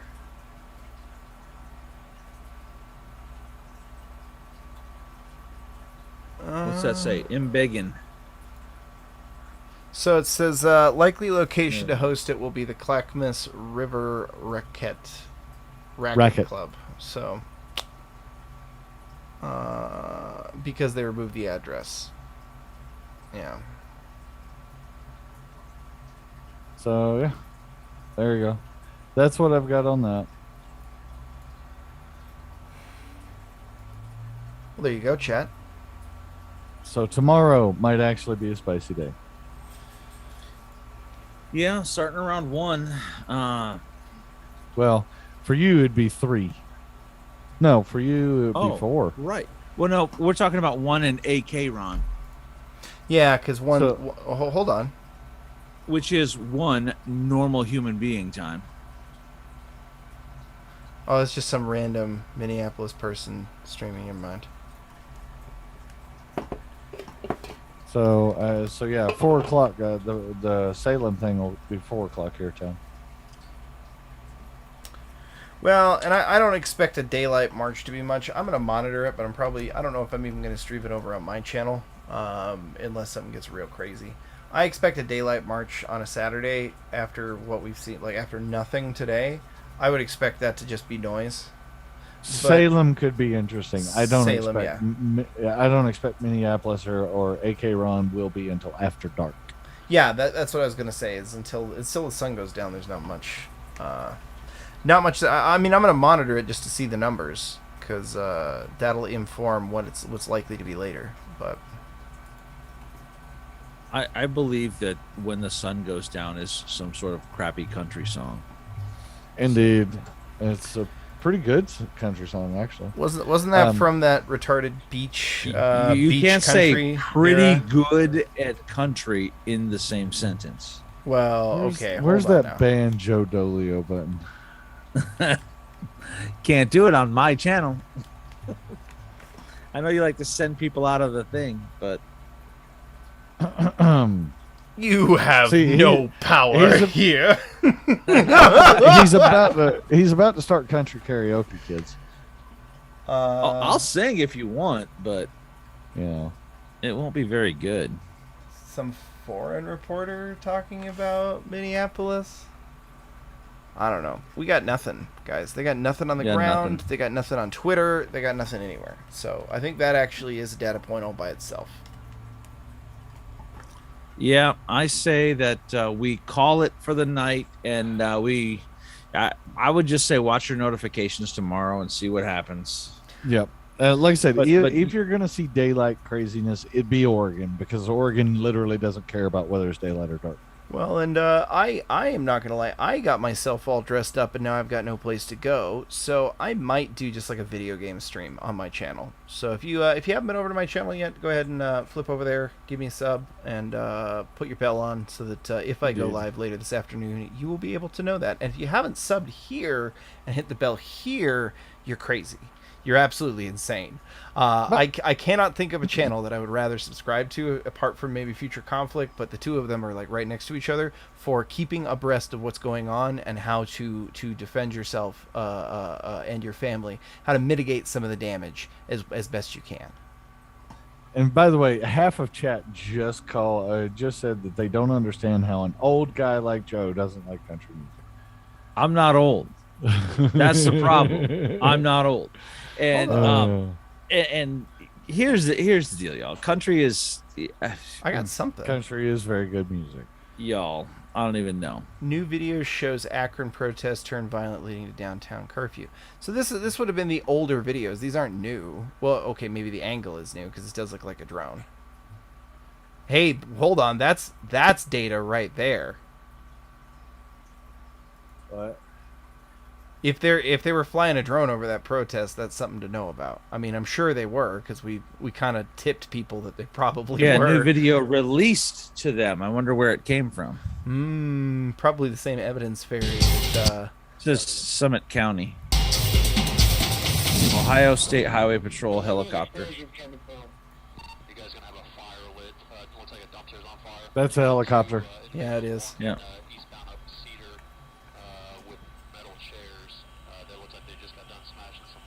The I-Team giving you the first look at what sparked a curfew, broken glass, a dumpster set on fire, a garbage can thrown... We covered this Really, live, chat. We covered this live from an on-the-ground view. Go ahead. Sorry, Sniper. Absolutely nothing compared to the shit we've already seen. I mean... True, Yeah. but they shut it down quick, and that is why it was absolutely nothing, in my opinion. Well, maybe they actually know how to bust out the AKs and AK Ron. Anti-Commie, keep talking. You'll get no more art from me. What were the dinosaurs like? Nice. Nice. Well, Joe, I understand why you're a little standoffish about that, but you can just tell him that like his mom's doing fine. Oh, well done. Even Anti-Commie will be like, that was good. Yeah, bro, your mom just texted me and told you to turn down the TV. Nice. By the way, Joe, I just have to ask you a question. Yo. How much of Don's content can you steal in one article? Dude, it was literally 2 sentences, and I fully credited the man.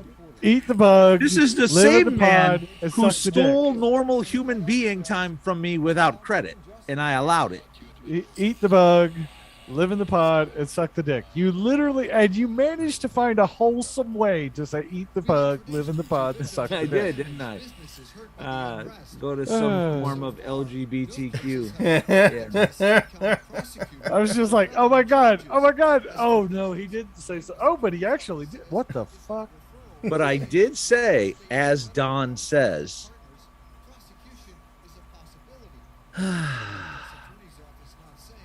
Actually, you technically got that quote wrong a little bit.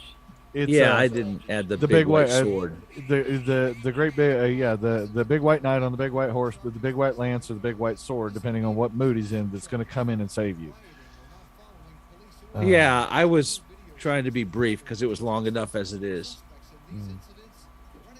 But yeah, I said all of that, and that's the part you want to talk about. What, suck the dick bigot? Of course. No, I mean everything else in the article. No, it's a good article, but I just thought it was hilarious. I was like, oh my god, he's just, seeing that guy light that firework against the building. So I was cleaning out my car on my recent trip, and there's some things in there, and I pull one out, and I'm like, I wonder how fast these burn. And I didn't realize what it was. And so when the neighbors all came out to see what the noise was, I was like, I don't know. What was that? Oh, a car must have backfired. I'm just like, no idea. I had my first desk pop. Let me just say, that was not slow match. It was something else. Let's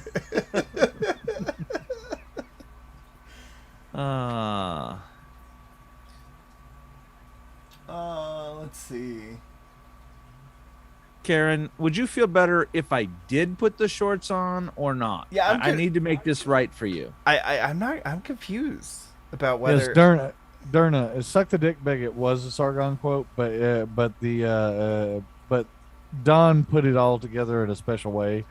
Eat the bug bigot, you're live in the pod bigot, or you're gonna say, and he did this whole thing of you're going to eat the pod or eat the bugs because you're a bigot, and you're going to live in the pod, and you're going to get down on those knees and suck that dick bigot.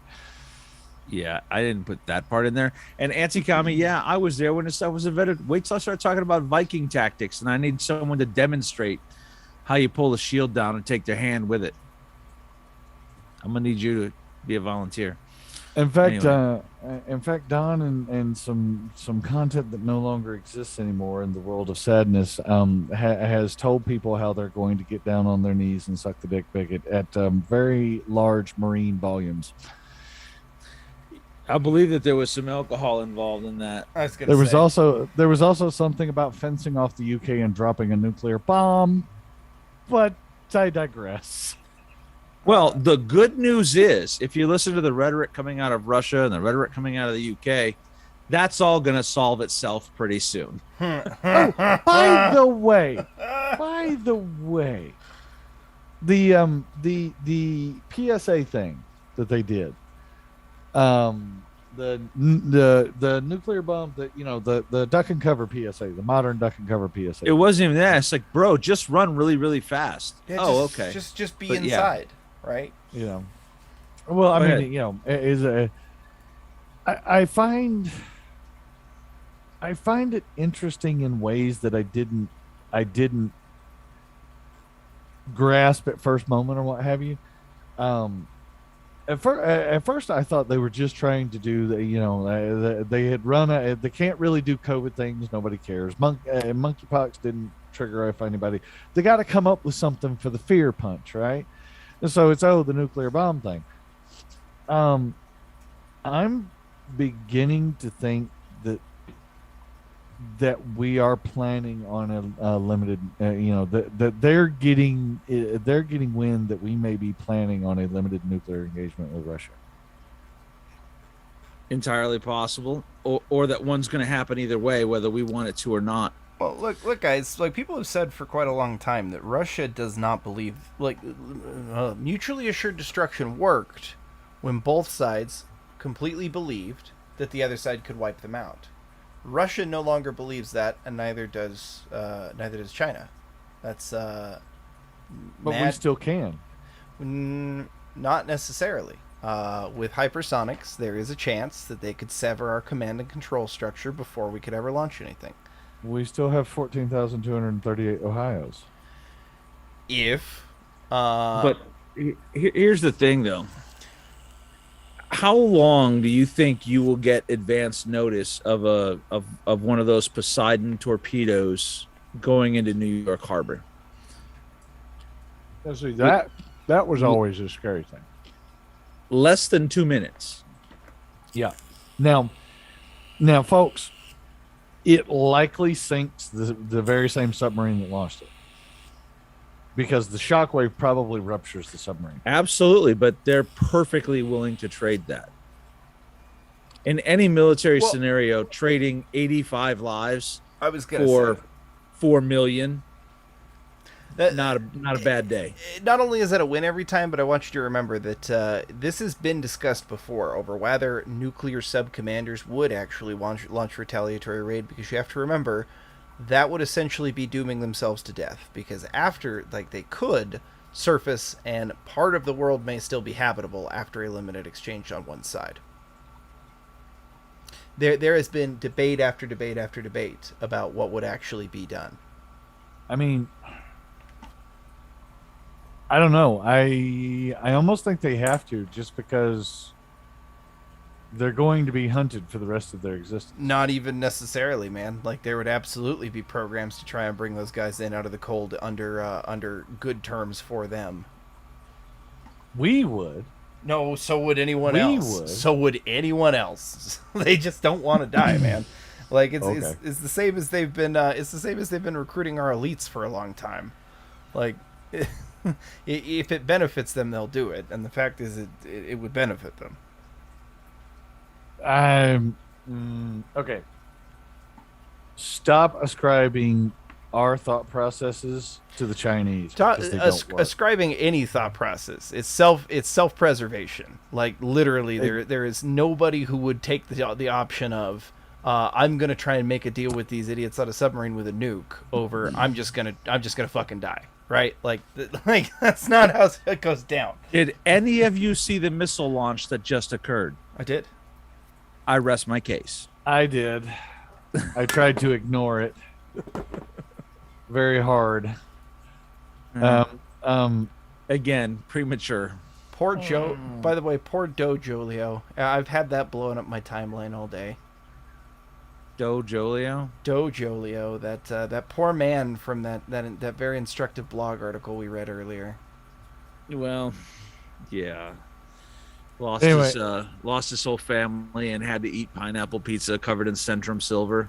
Yeah. Oh Christ. Yeah. Sad. Yeah. But yeah, I think you're ascribing. It would really depend on if there was an exchange between us and the Russians, and China's in charge.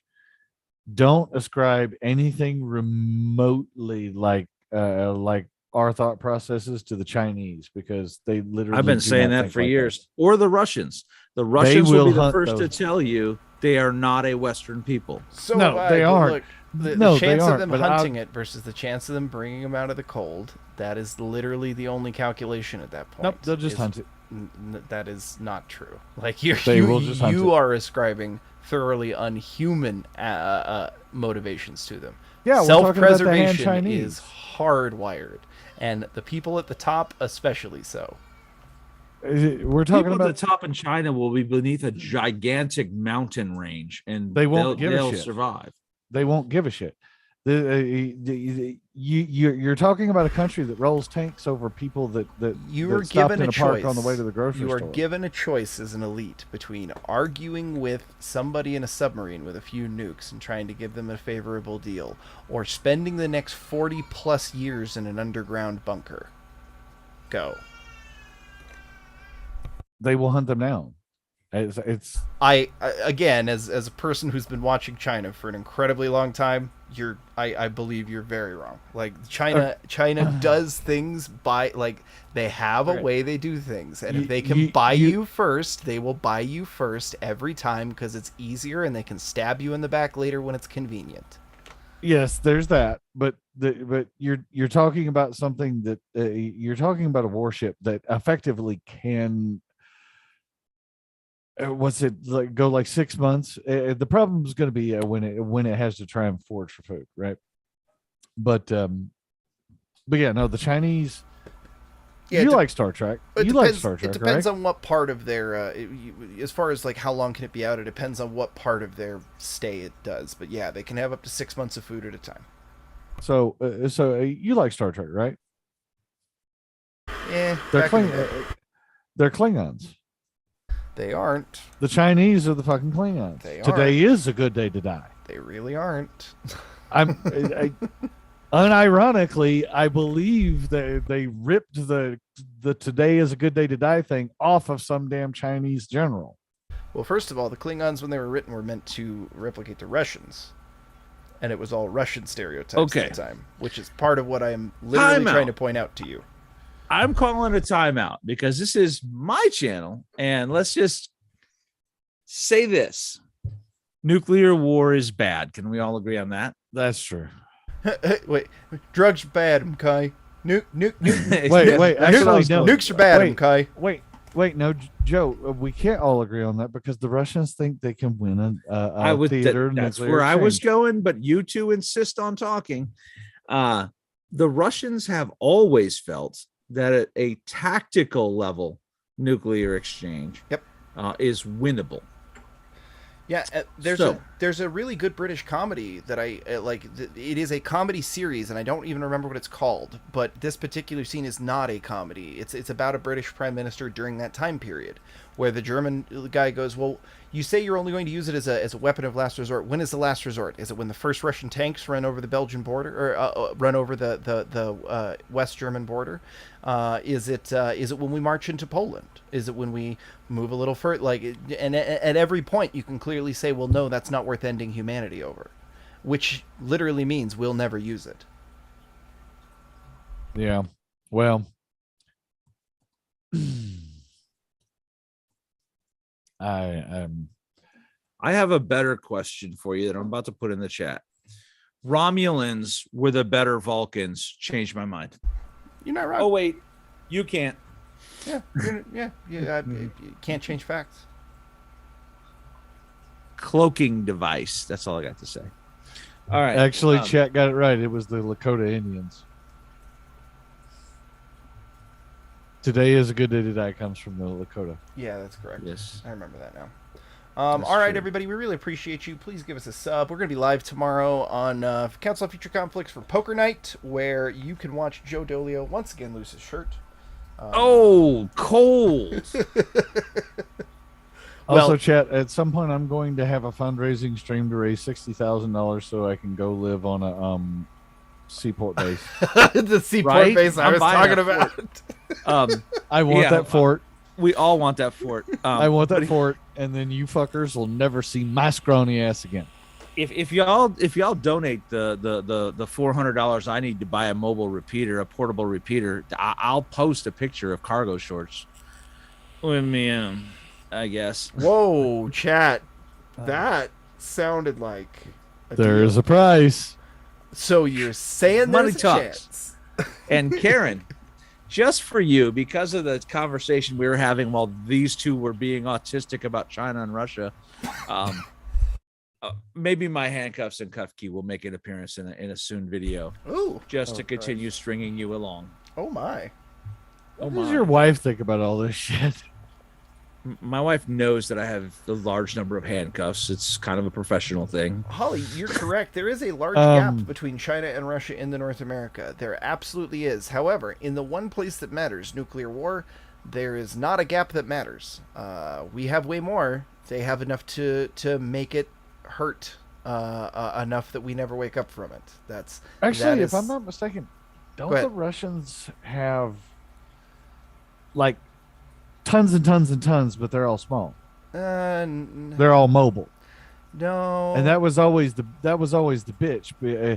Because in order to win a first strike type engagement, you've got to be able to hit their silos before they can launch. Well, they used to. They let them get into disrepair, and they are getting back to mobile launchers again. They've got mobile launchers now. Also, that was their answer to our overwhelming was that all their shit was smaller and mobile. Also, their biggest problem before was that they were all on rail lines, and so it wasn't as mobile as they claimed because all you had to do was hit the rail line. Hey, Fair enough. I wonder if that might still be a problem for Russia that Watcher has pointed out like over 100 times now. That if you base your entire logistics line off of a static thing that can easily be predicted and hit, you're in for a bad we even time. saw it at the beginning of the Russo-Ukrainian war, that the over-reliance on rail.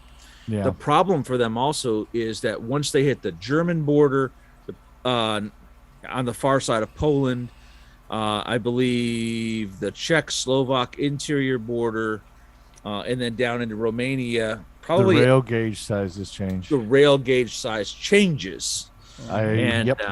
They have a problem with that. Yep. Which was done intentionally when I went to look at it. Yep. Yes. Yep. Yes. And they have special trains and special cars that can run on both gauges, but they only have like 3 of them in all of Russia. Also, If you want there's to read a good massive book, a difference. good fiction book about Russia and their war trains, a book called Red Metal by Mark Greaney, even though he had a very public and heated exchange with Mark Sibley the other day, that he lost miserably. But Mark Greaney wrote a really good book called Red Metal. And it posits, get this, a Russian attack on NATO command in Germany through Belarus, of all places, and Poland by train. And of course, in the book, the Poles put up pretty good but futile resistance. But we make them pay on the way out. It's actually a really, really good book. Red Metal. Great thing. So yeah, it's actually true that the Russian rail lines can hold more weight just because of how they're staggered. They're wider, yeah. Unironically, their trains are safer than ours because we literally traded safety to have a different gauge size than them. And Yeah, then the Japanese are- did that one further. They're wide. So Karen says, Mrs. Joe knows I'm harmless. My hubs is laughing. So here's a funny handcuffs and Mrs. Joe Watcher. So way back when we were younger, I came home from work one day, and we were getting ready to have dinner or something. She goes, "What do you do with your handcuffs?" Because they were still on my belt. I was taking all my stuff off, right? Gun in the safe and put the radio up. Take the handcuffs off, and I click them to the register above the couch. And I said, "For later." And we both laughed, sat down to dinner, whatever.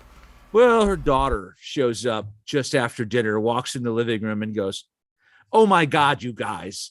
I mean, I'm sorry. I would have to do it once. Maybe I have. Maybe I shouldn't talk about that. So it was awesome. I think I just found out why this is only 60K.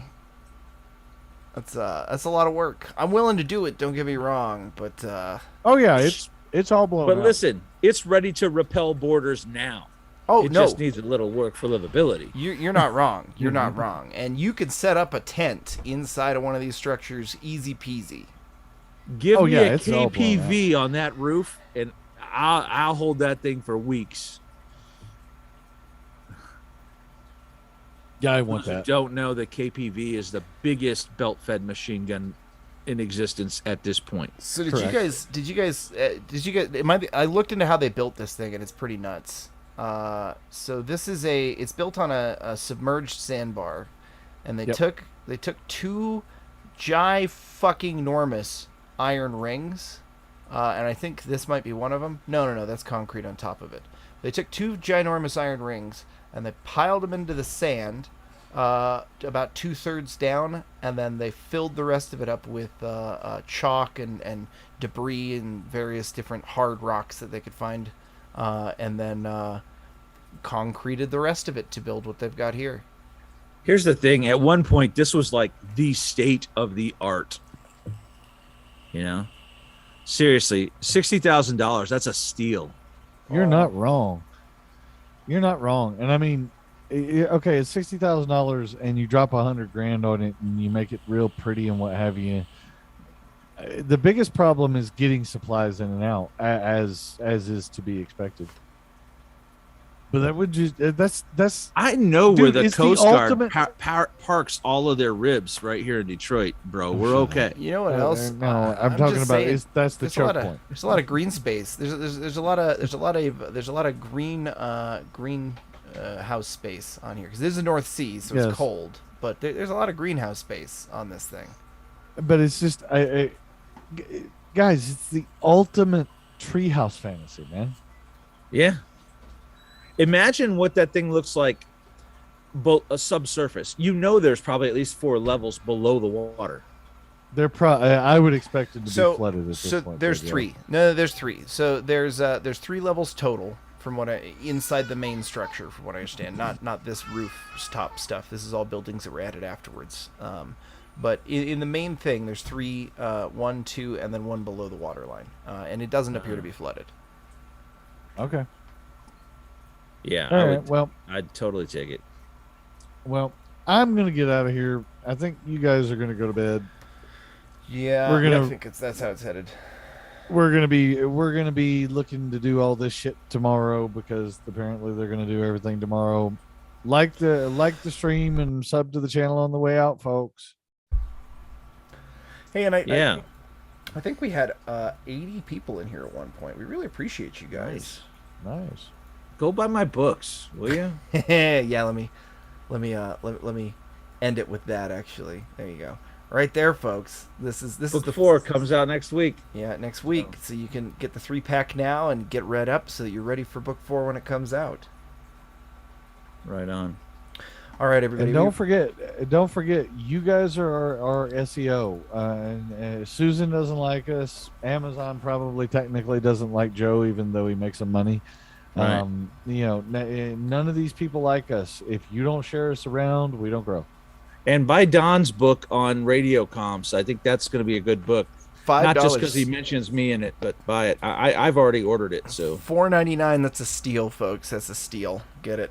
All right. Talk to you soon. Thanks, everybody. We appreciate you. Bye-bye. Good night. See ya. All right. We're good. So Karen wants to see me in shorts. Okay. $400. I mean, $400.